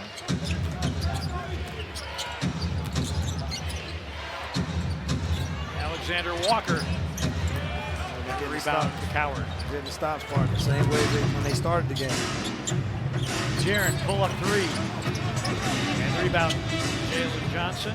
His 29th double-double of the season. Only Nikola Jokic has 4. Johnson, good contest by Conchar. And Jalen Wells is ailing on the other end. He got hit below the belt. Jaren, deep post position. Morant, a flyby by Dyson Daniels, takes it in the paint. Knocks it down. Morant with 16. Grizzlies within 2, but Alexander Walker going long.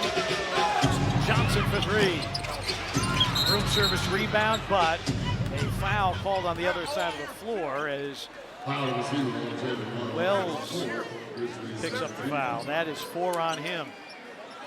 It's been a rough night for Jalen. So Morant, good job getting to the basket. And because he does, really no box out. Cedric Coward does a great job following behind with the putback. Grizzlies had 12 paint points in the second quarter. They have 6 here already in the first 3 minutes of quarter number 3. Message delivered and received. Dyson Daniels with a miss. A better job contesting on drives to the basket for the Hawks. Morant beat Kispert off the bounce. Bobs for Coward! Timeout, Atlanta. Part of the second quarter with one hand, but then had to bring it to 2 and was on the side. I think then it ended up dunking it in the front of the rim. Need to take another look at this. Morant lobs and Coward. Yes!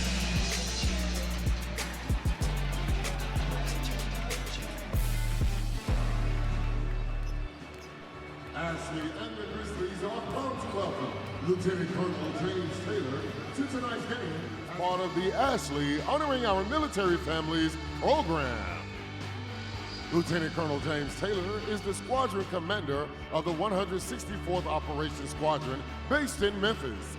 He has provided essential overwatch of overseas U.S. combat operations and provided combat airlift directly to soldiers in austere locations. Lieutenant Colonel Taylor has had multiple deployments to Iraq, Afghanistan, and Qatar. The Grizzlies are very grateful for the service, the courage, and for the sacrifice and commitment made by Lieutenant Colonel Taylor, and Ashley is providing a $500 cash card to him tonight. On behalf of the Grizzlies organization, Ashley, and our fans, we extend a heartfelt thank you for your service.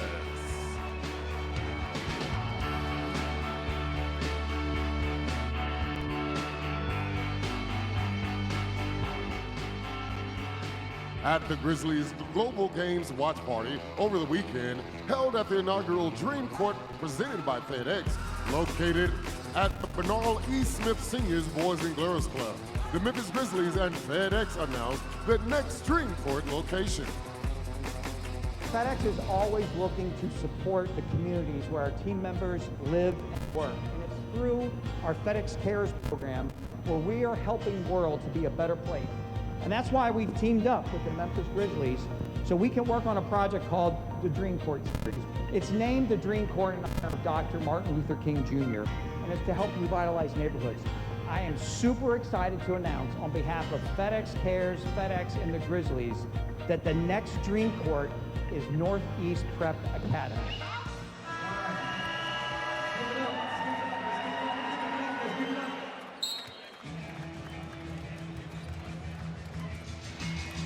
Grizzlies have tied the game at 70. Cedric Howard is the subject of tonight's Cleaning the Glass. Morant going to the rim. Like I said, he's the third leading rookie rebounder in the NBA this year, averaging 6.5 rebounds per game. He gets that one off the foul by the miss of Morant. All right, over to Rob Fisher. Well, Coach Iserlohn telling the team something he told him early in this game in the first quarter. He said he really likes the pace. He had two things written on his board when he came over to the team. It said pace and paint. Grizzlies, you mentioned it, Pete, already 6 paint points here in this quarter, but the big thing is touching the paint. 4 assists on 4 field goals for the Grizzlies in this quarter after having just 1 assist in the entire second quarter. And no turnovers here in the quarter. Morant got hung out, nowhere to go. Dyson Daniels, Morant goes for the block! A rundown block by Morant. A sensational play by Morant, and now Coward in the lane, and he has it swatted by Okongwu. But Morant, he might have cut. How about this play here? Dyson Daniels, he has an easy dunk. Morant said nothing is easy in the grindhouse. Slap that left hand on the backboard. Guess we got excited. We're just waiting for excitement, partner. Waiting for excitement. Grizzlies a chance to reclaim the lead from 11 down. Jaren works against Okongwu, hooks and hits. Grizzlies have the lead back 72-70. Jackson with 14 on the night. Attention to detail, we said it's been there. It's not staying connected with Kispert allows him space. Second three-point make for Kispert. He's averaging 9 a game. He's been up and down, single digits, double digits. That's been the way it's gone for him over the last handful of games. Morant off the curl, picked up by Kispert. A Morant 3. Boarded by Okongwu.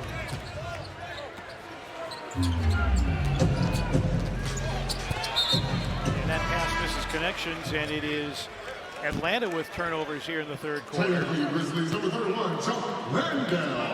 Jock Landale into the game along with Cam Spencer and Gigi Jackson. Morant remains out on the floor.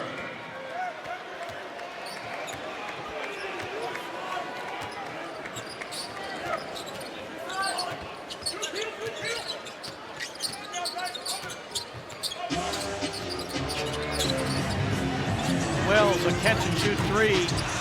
Spencer offensive rebound.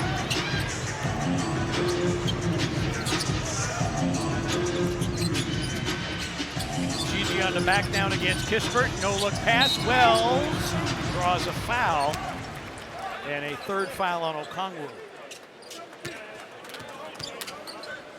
So Wells will go to the free throw line for the first time tonight. Timely cut. Nice vision there by Gigi to get the ball to Jalen Wells on that cut. We said there's going to be more passing done by the Grizzlies here in this third quarter, leading to those assists, but also leading to good shot attempts for them. Muhammad Gay back in. He replaces Okongwu. C.J. McCollum has also come on for Atlanta. Vince Williams Jr. also in. He replaces Morant. Wells the only starter on the floor for Memphis.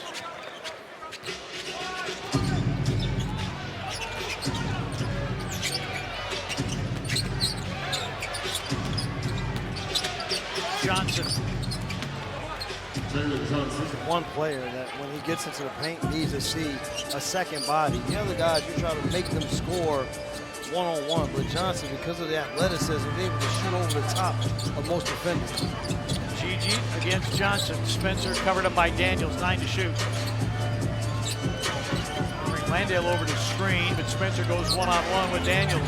Faces up, tough shot, and that'll be a shot clock violation as Landale couldn't get it in the air in time. Well, he's the one guy you don't want to do the one-on-one. Wait for the screen to come. Let Landale, big body, get you open or at least force a switch, and then the play can be run from there.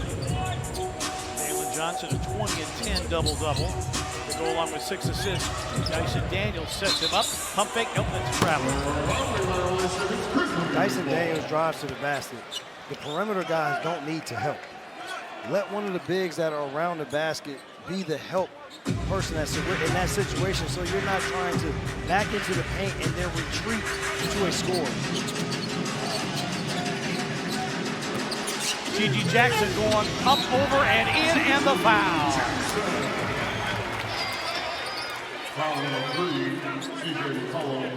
C.J. McCollum with the foul, and G.G. loves this move. I'm going to give you this. I'm going to give a high dribble, swim over the top. And the South Carolina native, a three-point opportunity. It's a good move for G.G. because it is a Euro step move, but the basketball is not in front of him. So when he puts it over the top, especially with smaller defenders, it just makes it that much harder for them to have a swipe at the basketball, but also it's hard for any help defender to get a swipe. Enjoying the college football championship and the NFL playoffs. It's like a swim move, like a defensive lineman. That's exactly. And you saw a bunch of swim moves for a defensive lineman in those college games. I mean, the level of defense that was played in the college playoffs was fun. G.G. Jackson was 7 off the bench. Gay, back iron and in. Luke Kennard returns to the lineup for Atlanta. In case you're just tuning in, 16 points and a perfect first half shooting. Spencer's 3 is off. It's boarded by Kennard. C.J. McCollum, this is his old Portland role now because coming off the bench, he's not the primary ball handler. In New Orleans, he was their primary ball handler. With playing with Dyson Daniels, he now gets to play off screens and be the recipient of plays. McCollum putting on a dribbling exhibition. Shot clock down to 4. Daniels a spin away off the back iron. And good defensive coverage by the Grizzlies against Dyson Daniels. Grizzlies again looking for the lead with 5 to play in the third.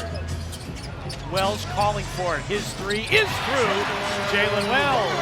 It's been a tough shooting night for Brevin, as you pointed out in the first half.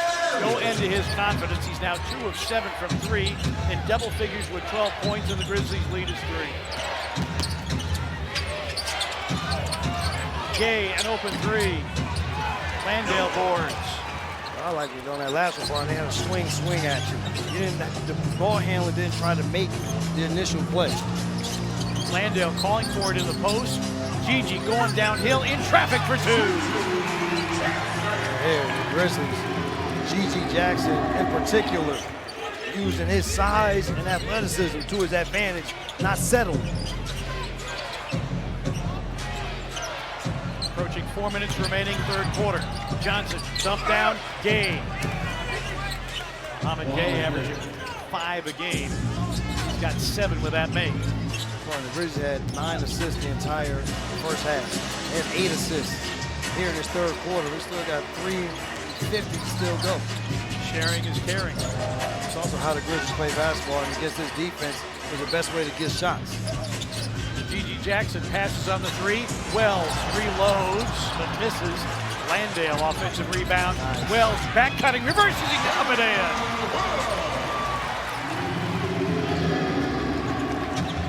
Alexander Walker at the scorer's table for Atlanta. Caldwell Pope at the bench for the Grizzlies. And Jalen Johnson on a step through, and nobody stops the ball. Too many times with the Grizzlies, same size guys, got to communicate better on defense. Wells fouled by Kennard.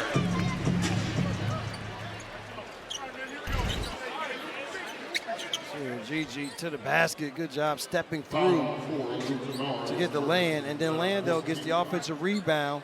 And instead of Wells just standing out at the three-point line, nice timely cut. Second time here in his third quarter, he has made a timely cut that has resulted in points. Wells with a 10-point third quarter. Gets 2 here from the line. Conklin and Alexander Walker back into the lineup for Atlanta. Returning for your Grizzlies, number 3, continues. Davis Caldwell-Pope back in.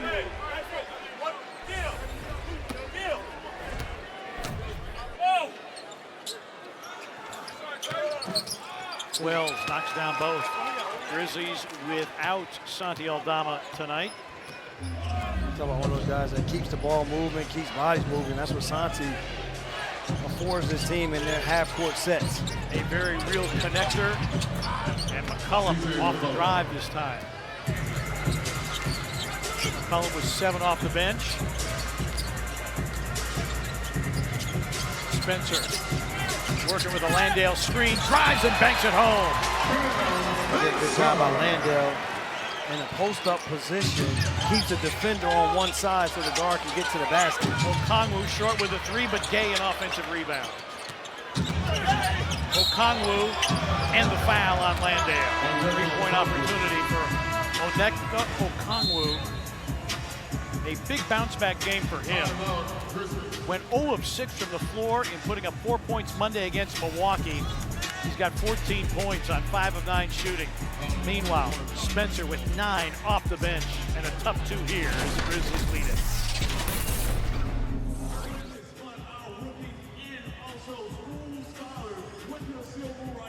Let's take a look at the video board to check out their emotion and the impact of MLK and his works. It was super powerful to walk through the Civil Rights Museum. What up, my man? How you doing? Marion. Marion? I'm Cedric. Nice to meet you. Doing it together There's a 2-year period. made me have a deeper understanding rather than doing it alone. You never really truly understand something until you're in the space of where it happened. Dr. King fell right where we're standing. It is our history. The best way to move forward is to understand the past.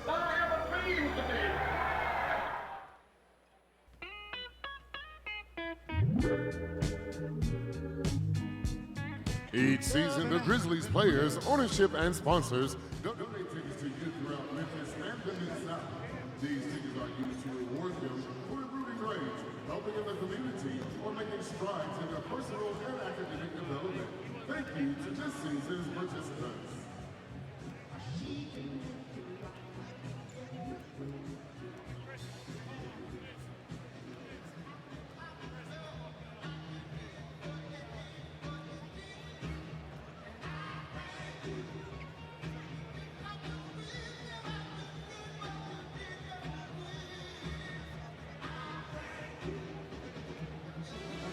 Of the series between Memphis and Atlanta in this building, a couple of tight games, both won by Atlanta, including a 2-point victory last year here at FedEx Forum. Well, this one looks like it's playing out to form, partner, here. Both of these teams continue to get leads. Leads go away. We'll see if either one can take control. Illegal screen. Jaren Jackson Jr. Second foul on Jaren. Foul problems. Jalen Wells the only one. Easy with call. 4. It goes in the books as the 11th Grizzlies turnover. McCollum still cutting Kennard. As his perfect night continues. 18 for Kennard, who averages 7.5. So Luke has moved extremely well away from the ball, something that he has done his entire career. 2 minutes remaining in the third in an 88-88 game. Vince flashes topside. His 3 is through.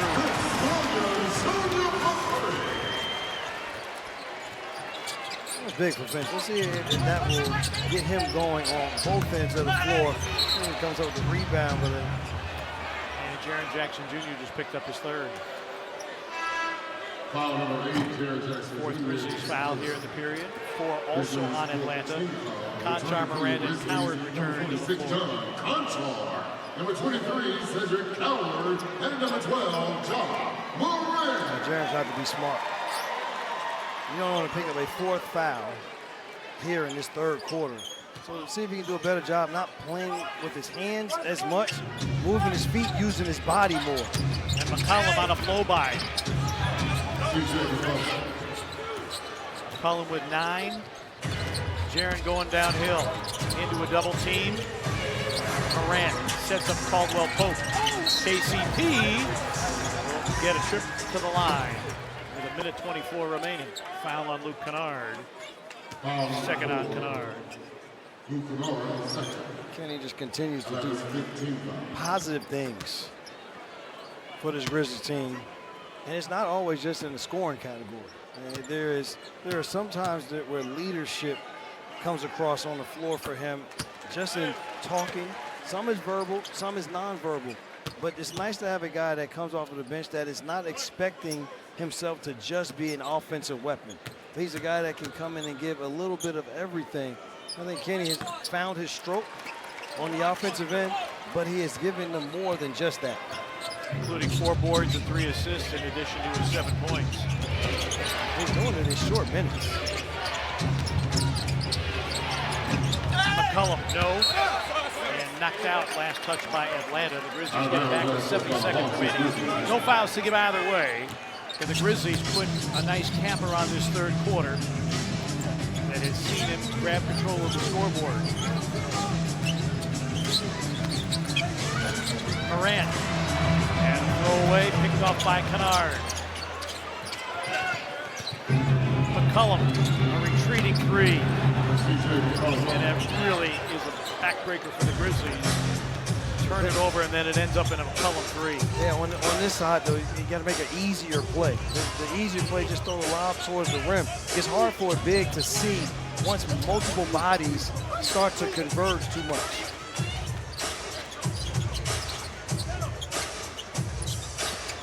Morant crossing over, dotted line, lost it.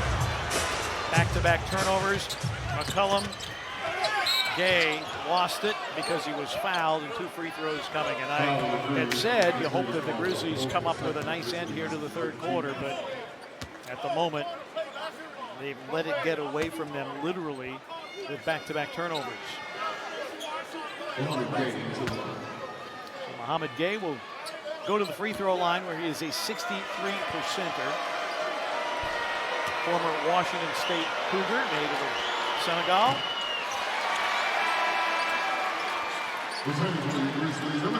Dyson Daniels and Kispert into the game for Atlanta. McCollum and Kennard go out.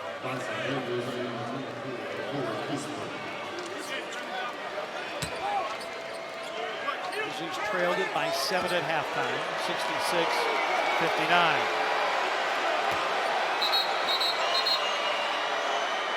And a technical foul on Kentavious Caldwell Pope, I think.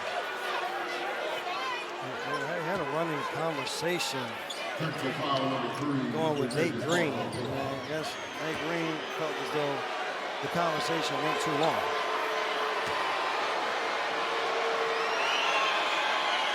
And Nickeil Alexander-Walker. It's unfortunate because the Grizzlies had done a great job starting out this third quarter.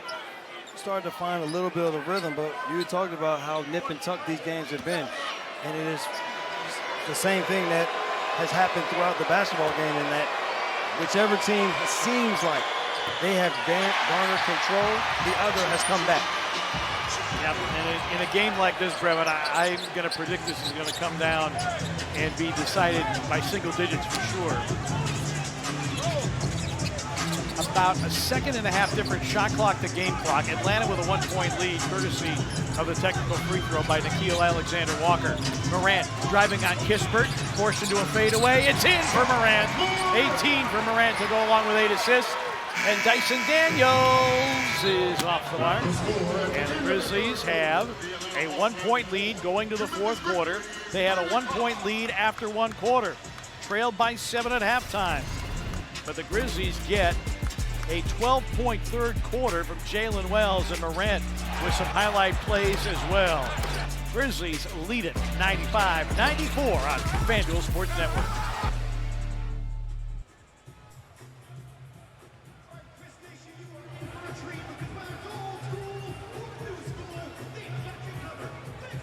For the Grizzlies, grannies and grandpas.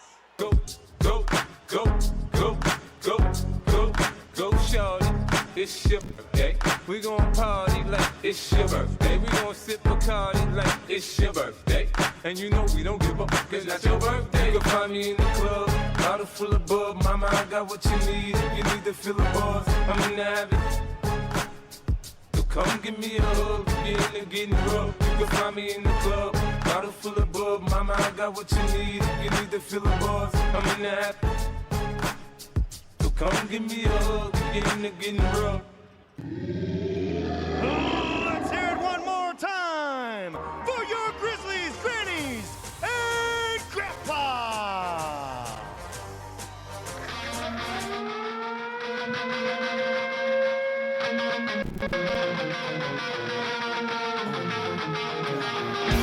Grand City! Here's the fourth quarter. We need you to put your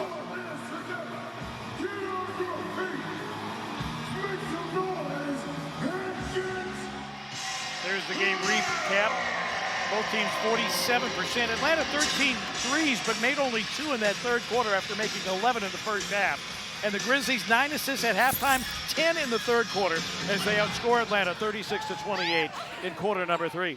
From the Konica Minolta Biz Hub Desk, courtside at FedEx Forum, Pete Pranica, Brevin Knight with you. Rob Fisher on the sideline, and Jaren picks up his 4th foul. And the thing is, I talked about this at the beginning of the season, and we said this was going to be a different year for Jaren in terms of he was going to be a screen setter. But it's not something that he has done for the entirety of his career. So he is getting caught with setting screens just in the wrong fashion. It's not on the officials. It's a call because he has to get himself set without his arms being out. If you continue to put his arms out, guards are going to run through your arms, and as soon as they run through your arms, the officials are going to call a foul. He's got to get his arms in tighter, not outside of his body. Kennard, and we got an offensive foul. Okongwu. Let's reset the lineups for you. Atlanta with Okongwu. That was his 4th foul, by the way. Daniels, Gay, Kennard, and Krejci. Grizzlies with both of the Jacksons, Conchar, Coward, and Morant. Atlanta just 4-22 when they trail through 3 quarters, and they hustle Jalen Johnson and Koloko into the game, does Quinn Snyder. Atlanta trying to snap a 4-game losing streak and extend a currently 2-game winning streak over the Grizzlies in this building. Grizzlies trying to win consecutive games for the first time since December 23rd and 26th. Coward against Krejci, off glass for 2. Good job there. They recognized that Cedric Coward had the advantage, so they ran dummy action away from him. I mean that the Hawks were intent on watching away from the ball. Kennard gets open and Grizzlies dodge a bullet. Finally a miss, but Dyson Daniels was able to save. Johnson in the lane. Grizzlies defense smothers him and knocks it out of bounds. 6 on the shot clock for Atlanta coming back in. See here, Cedric Coward is able to overpower Krejci to the rim. And now a short shot clock for Atlanta coming back in. These 2 teams will rematch March 23rd at State Farm Arena in Atlanta.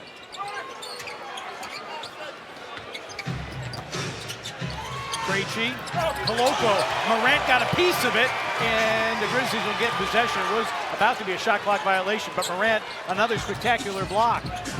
Coward driving and crashed into Koloko and missed the shot.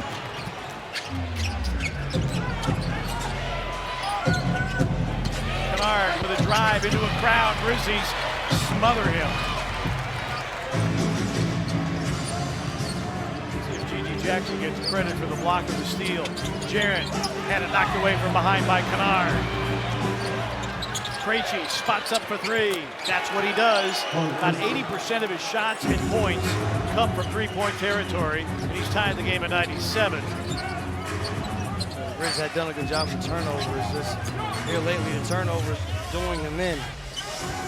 Jaren against Koloko, and Koloko runs over Jaren, and Jaren will take a siesta before heading to the free throw line.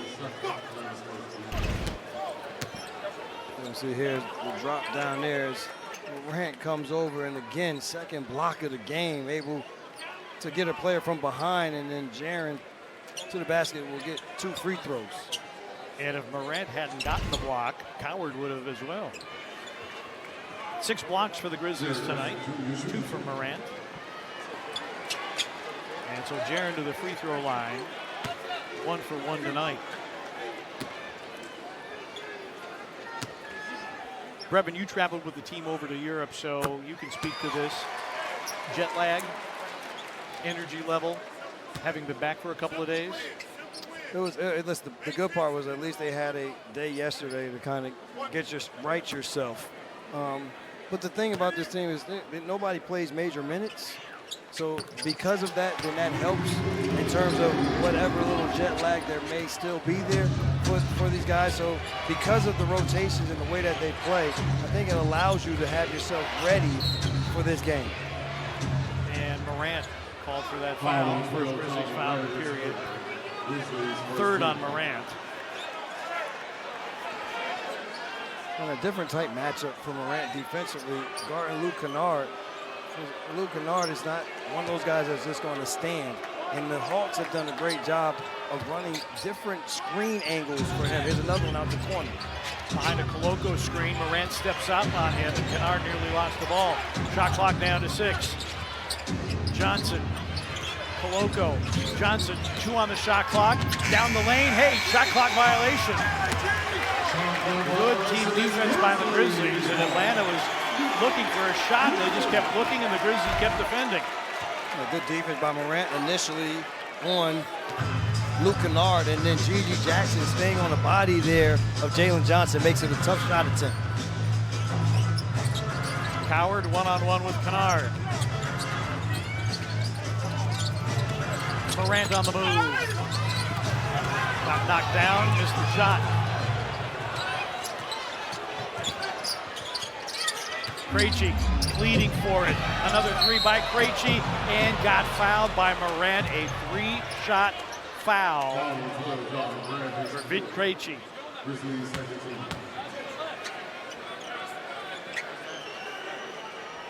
4th foul Morant. So Morant and Jackson now both with 4.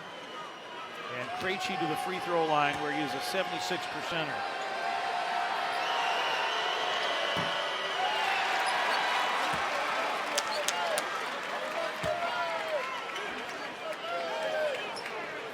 Like I said, this game, in all probability, is going to come right down to the end.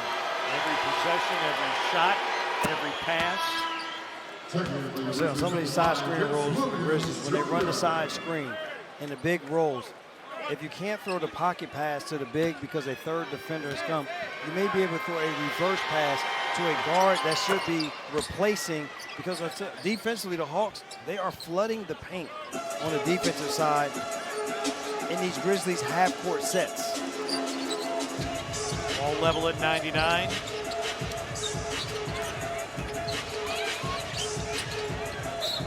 Knocked out by Johnson.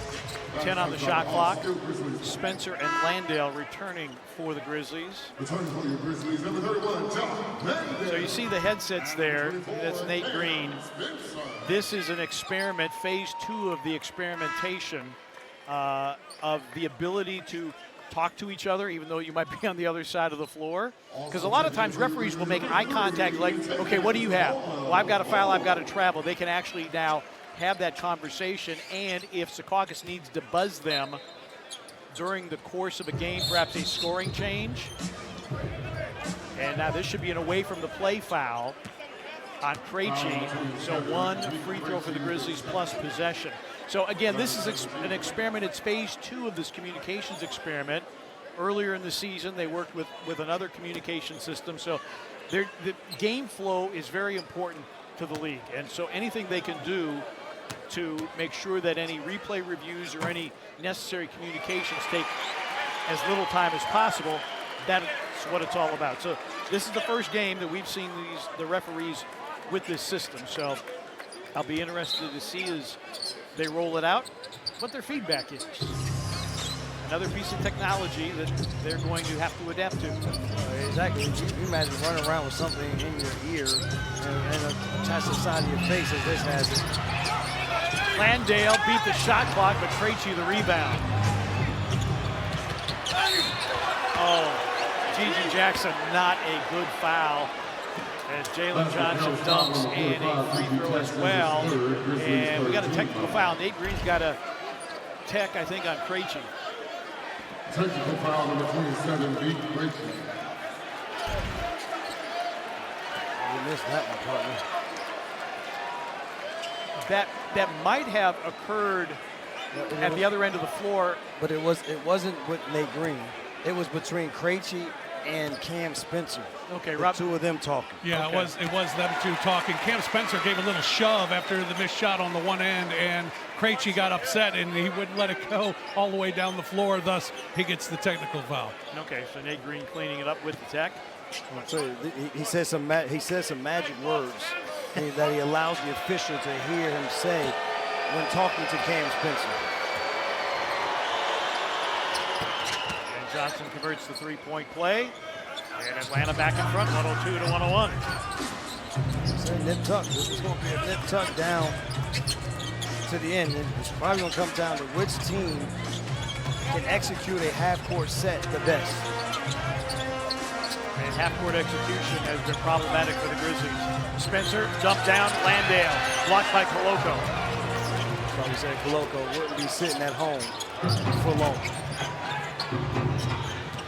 Started the season with the South Bay Lakers in the G League. Jalen Johnson off glass. Landale with a rebound.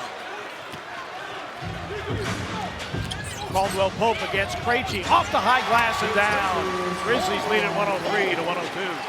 Yeah, KCP coming in this basketball game, making things happen. Downhill, left-hand finish over Krejci. Dyson Daniels throws it out of bounds. Again, partner, when Dyson Daniels goes to the basket, you don't have to overhelp. You see here, Kenny takes the contact there, and good job, good concentration, finishing with the left hand. Dyson Daniels going to the basket is looking to set somebody up to score. He's not going to the basket to score himself. And so in the second half, the Grizzlies have done a way better job of not over-committing to his drives. Nickeil Alexander-Walker back in for Atlanta. Atlanta's bench has come up with 46 points. That's well above their average. Vince for three. And the rebound, Jalen Johnson. 13th rebound of the game for him. Now on the attack, downhill, bad pass, and Gigi Jackson couldn't get to it, and Johnson ends up with it anyway, and then buries the three. 50-50 ball. Jalen Johnson wins it. So Atlanta Hawks fans, you better be extremely happy with what they're going to have in the future of this Hawks team and Jalen Johnson. Landale, what a pass from Cam Spencer for his fourth assist of the game. Finally able to find a big roll into the basket. Landale knocks it down. Koloko, an open three. Oh, we never saw that. I used to say the thing was when he was with us, I was like, man, I wonder if he's ever going to shoot the ball because he wouldn't shoot. And now he wants to step out and shoot a three in our building. That was just his second three-point attempt of the season and his first make. Caldwell Pope is fouled by Kennard. Christian, if you had a Christian Koloko 3 on your bingo card, I didn't. Cash your chips. Jeez. Koloko's 3 gives Atlanta the lead, 108 to 105. Meanwhile, Spencer, great court vision, and the wraparound, and the finish by Landale.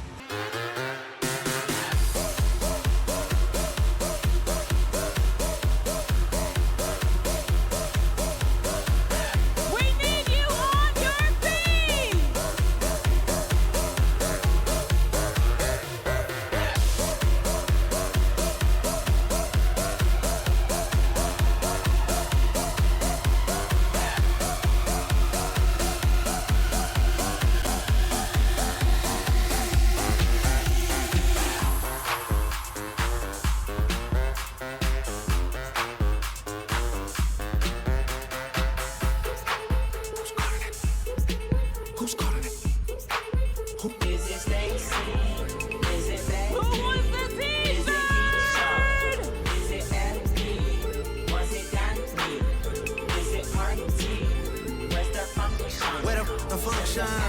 Where the function?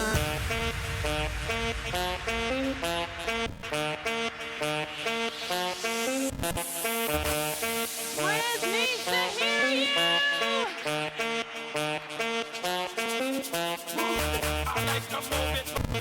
Head bust 'em, it's a fight, head bust 'em, we gon' hit 'em with the left, hit 'em with the right, we gon' hit 'em with the left.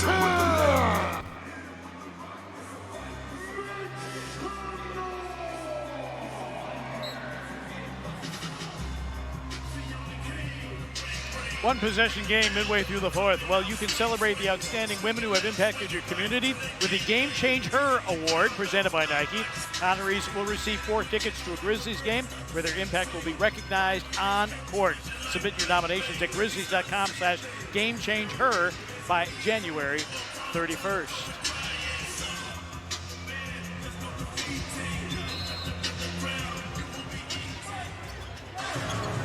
Atlanta got off to a tremendous start, but they're just 5-13 in their last 18 since mid-December. Spencer missing, tapped by Landale, dances and drops in. Job by Landale getting a big call there to tap it in, but nice play out of the timeout to get Cam Spencer. A nice look from the top of the key. Okongwu back on the floor. Alexander Walker and Aaron, a whistle by Nate Green. I think it'll be a foul on Cam Spencer grabbing as he was trying to navigate the screen. So yeah, and because they already get a good look at the rebound position that Landale has because of the speed at which Cam Spencer runs off of that screen. And for Jock, his 6th offensive rebound of the game. Landale, about 48% of his rebounds come on the offensive end. Morant back in. As the Grizzlies trail it by 1, and Johnson can't. It was a good look. Jalen Johnson wasn't looking for the basketball. It was a nice lead pass by Okongwu.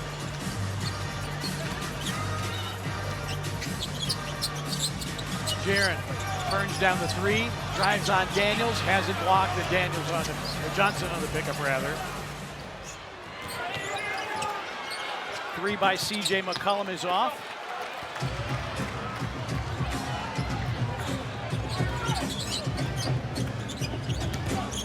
Jalen Johnson with that last defensive play for Atlanta. Morant will try for 3. Bango! Grizzlies lead at 110-108. And a timeout. Atlanta. Morant's first 3-point make of the game, 21 for Morant. After 24 Sunday against Orlando, the 7th 20-point game of the season. He rediscovered the 3-point stroke in London, and apparently he brought it back.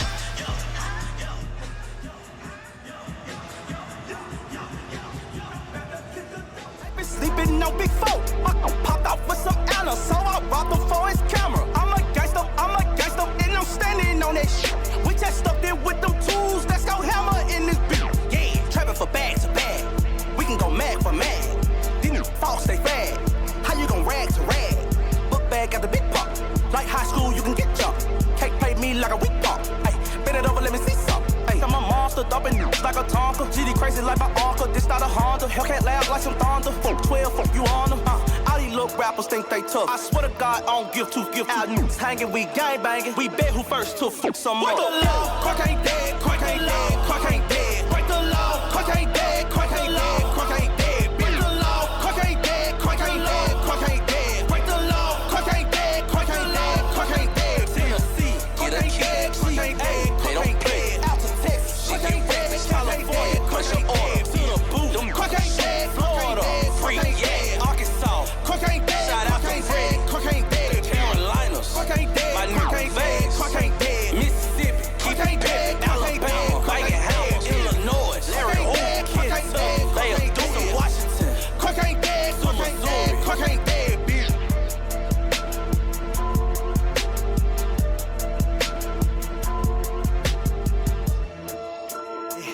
Yeah.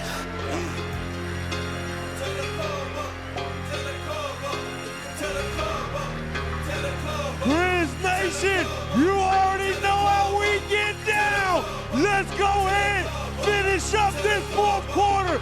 Bring that energy. Look at Grizz, center court. Get on your feet and bring.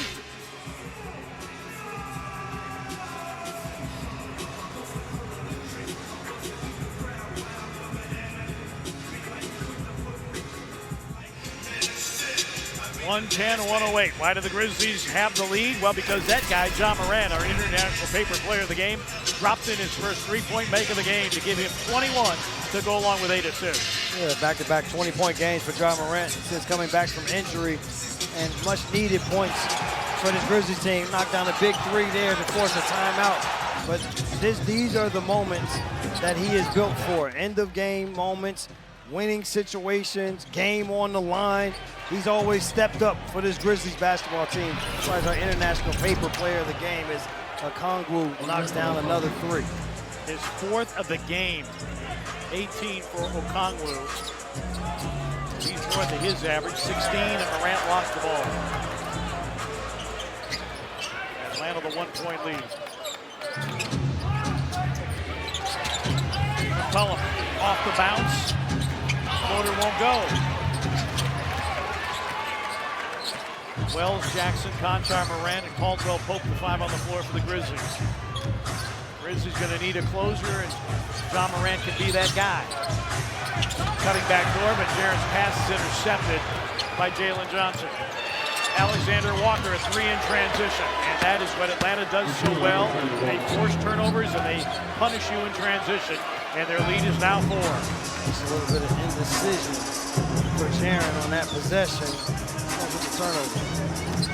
Wow, Alexander Walker, that'll be the 4th team foul on Atlanta. But it's another game where the Grizzlies giving up 20-plus points off turnovers. You see here, because they're going to the one-on-one move, and then Jalen Johnson able to play the passing lane, and you talked about how Nickeil Alexander-Walker has found new life in Atlanta. 37th consecutive game with a 3-point make for Alexander Walker. Howard is stripped. Wells getting back.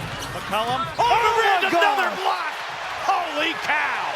How about these have been 3 magnificent blocks that we have seen. 2 rundown blocks and then the stop of a dunk earlier, but there's been no quit. And Morant and Dyson Daniels, he's got him twice tonight. That energizes the crowd. Johnson with a ball fake. Daniels steps inside the arc and now in the paint. McCollum off the bounce. Shot clock down to 5. A Johnson 3 is short, but he gets his own miss back. And see who the foul is on. If it's Jackson, it's his 5th. And it is the 5th on Jaren. Meanwhile, for Morant, his 3rd block of the night. That's a career high. And Johnson, 2 free throws here to give him his 8th 30-point game of the season. But even more important to make it a 6-point lead. Well, the thing was on that last one, it was just Jalen Johnson wanting the ball more. There's 2 Grizzlies there when the ball came off the rim, but he was the quicker one to the basketball and he gets rewarded with the 2 free throws. Johnson averaging 23 a game, has 30. We talked about in our pinnacle effective advice of the game, attention to detail. You have to do all of the little things here down the stretch. Morant rises. Rebound of Okongwu.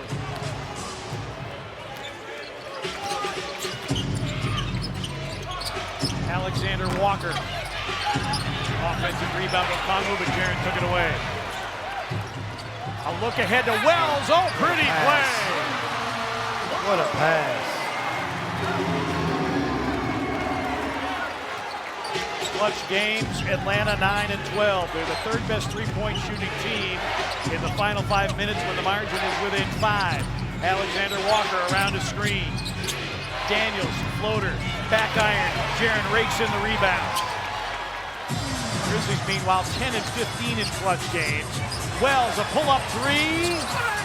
And Johnson, the rebound, and a loose ball foul on Atlanta, and the Grizzlies will shoot free throws.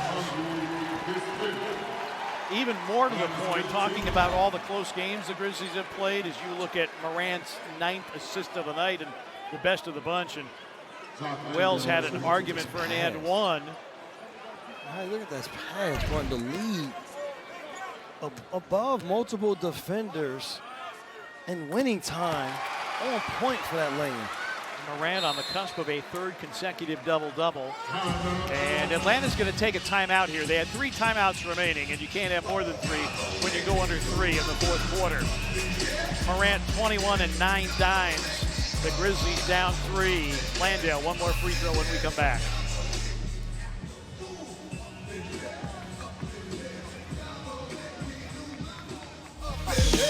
Up in here, 1, 2, meet me outside. Meet me outside. Meet me outside on my. Yo, meet me outside. Meet me outside. Meet me outside on my big baller. Yo, meet me outside.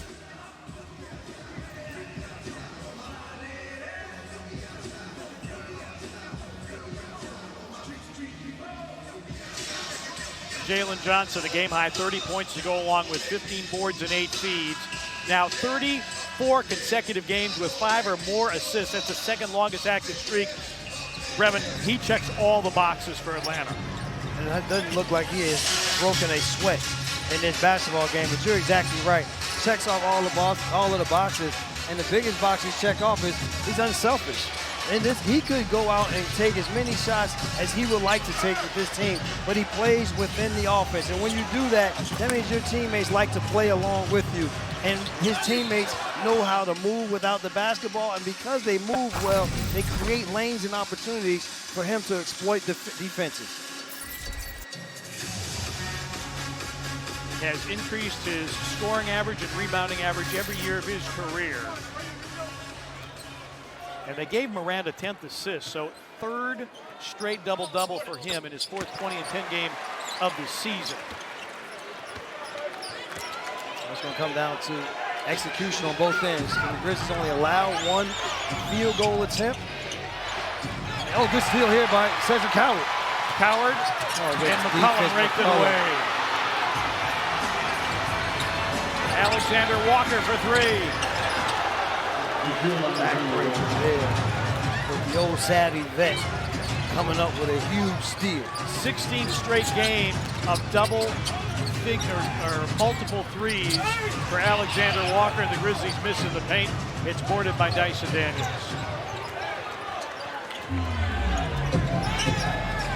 Grizzlies have been here before so often as of late. 10 of their last 15 games have gone into clutch territory. Okongwu, offensive foul, taken away. And Quinn Snyder, I think he's thinking about, yeah, they will challenge.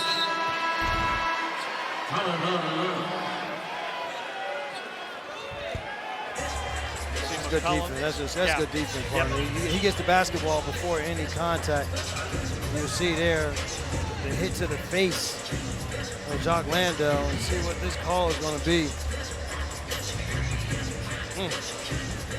I don't know that Landale is in legal guarding position, but he did take an elbow to the jaw. Atlanta has called a timeout to challenge the previous offensive foul assessed to Okongwu. That would have been the 6th foul. Okongwu would have been disqualified, so trying to keep him in and obviously keep possession of the basketball. And they had the 2 timeouts, so it is a worthwhile challenge by the Atlanta Hawks. Okongwu 18 and 9, and the elbow comes up. See what they're going to say. This is just a basketball move. I guess that's what the talk would be. Right. Is it a basketball move, and his head just happens to be in the wrong place? Or did the elbow get too far out in front and make contact? Exactly.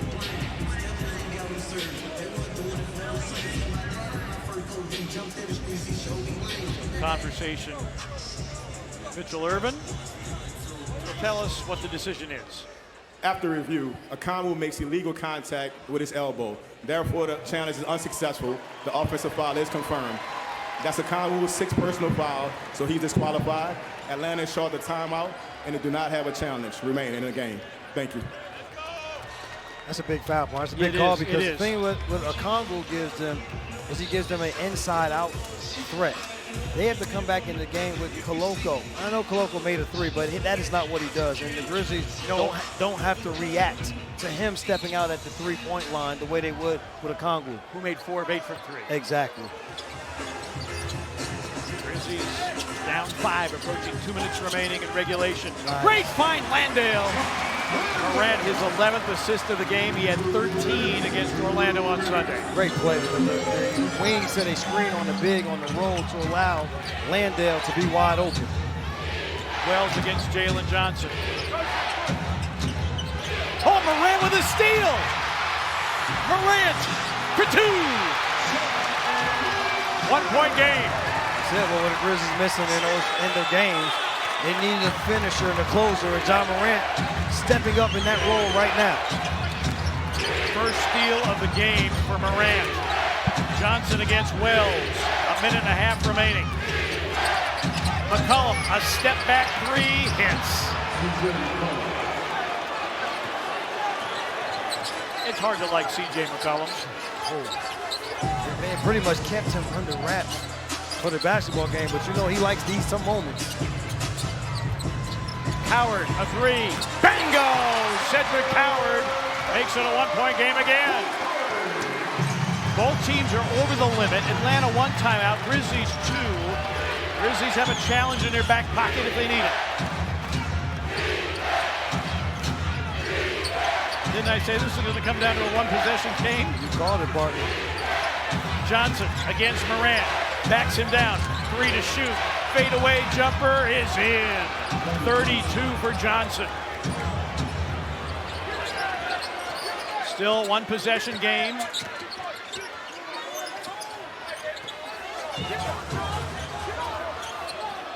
Morant gets a Landale screen. Attacking, hanging, finds Landale, but he misses, but is fouled, and Landale, grabbing at his right ankle, will go to the free throw line. Just what the Grizzlies don't need, but we're talking about needing a closer. Well, Morant's able to find Landale inside for easy 2.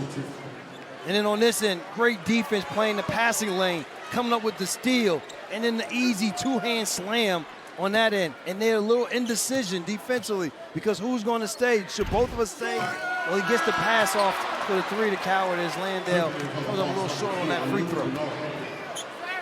Landale on the season just 68% from the free throw line. You see the move by the Hawks to bring Luke Kennard in. So now you have a bunch of offensive play. Oh, both free throws missed. And Jaren offensive rebound, loose ball foul, Atlanta. More free throws for the Grizzlies with 29.5 foul on Koloko. Great job by Jaren Jackson Jr. to involve himself on the offensive glass and get the 2 free throws. Doesn't quit on the play, doesn't just give up. How about the one-handed rebound while being held? But now, needs to make some freebies. Jaren 4 for 4 from the free throw line. Those 2 misses by Landale were the first 2 misses from the free throw line for the Grizzlies tonight. Meanwhile, Jock has racked up a double-double, his 6th of the season, matching the total he had in his previous 4 NBA seasons. Good substitution here to bring in a smaller defender for the Grizzlies so that you don't have a big defending one of the wings on this next possession. Suppose the Hawks go short on that one. Oh my, Grizzlies missed 3 of 4, and it's a 2-point game. About 5 the different shot clock to game clock. Everybody's standing here in Memphis. Hawks trying to break a 4-game losing streak and win their 3rd straight in this building. Johnson, a game-high 32. Going to work, his step-back jumper, rimming no. Boarded by Wells. 4 seconds, 3 seconds. Morant driving, a 3 for the win. No!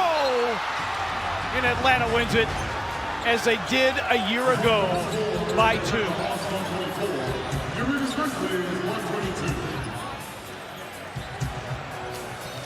Tough one there, partner. But we said it was going to come down to who would make the plays in the end. And you give the Atlanta Hawks the credit. They made the plays to walk out with the victory. The Grizzlies have lost 8 of 11, and 7 of those losses have come by 7 or fewer points. Heartbreaker tonight, Grizzlies got the miss from Jalen Johnson, but the Grizzlies, Wells on the quick advance. Morant, a very tough look from 3 for the win. It fails to fall, and Atlanta ends its 4-game losing streak. They moved to 21-25 on the season, and the Grizzlies failed to win consecutive games and are now 18-24 on the season. 25 points lost off turnovers, an issue for the Grizzlies again as they drop it 124 to 122. Back in a moment.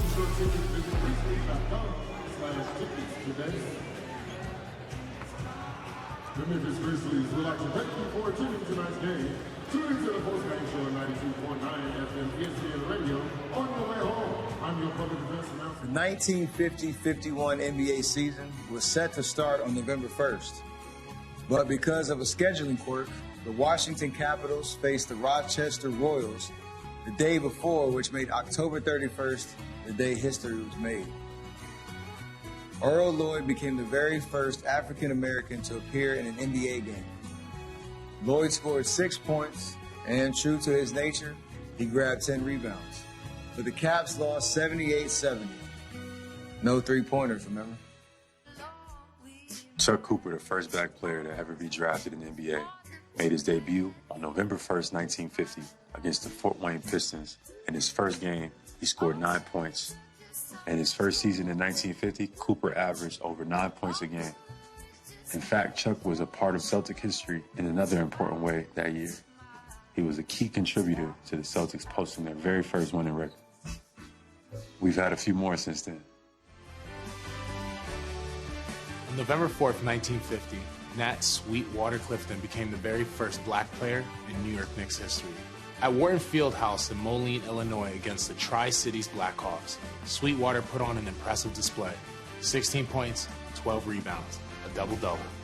Unfortunately, my Knicks came up short 87-76, but later that year, Sweetwater became the very first black player to appear in the NBA Finals.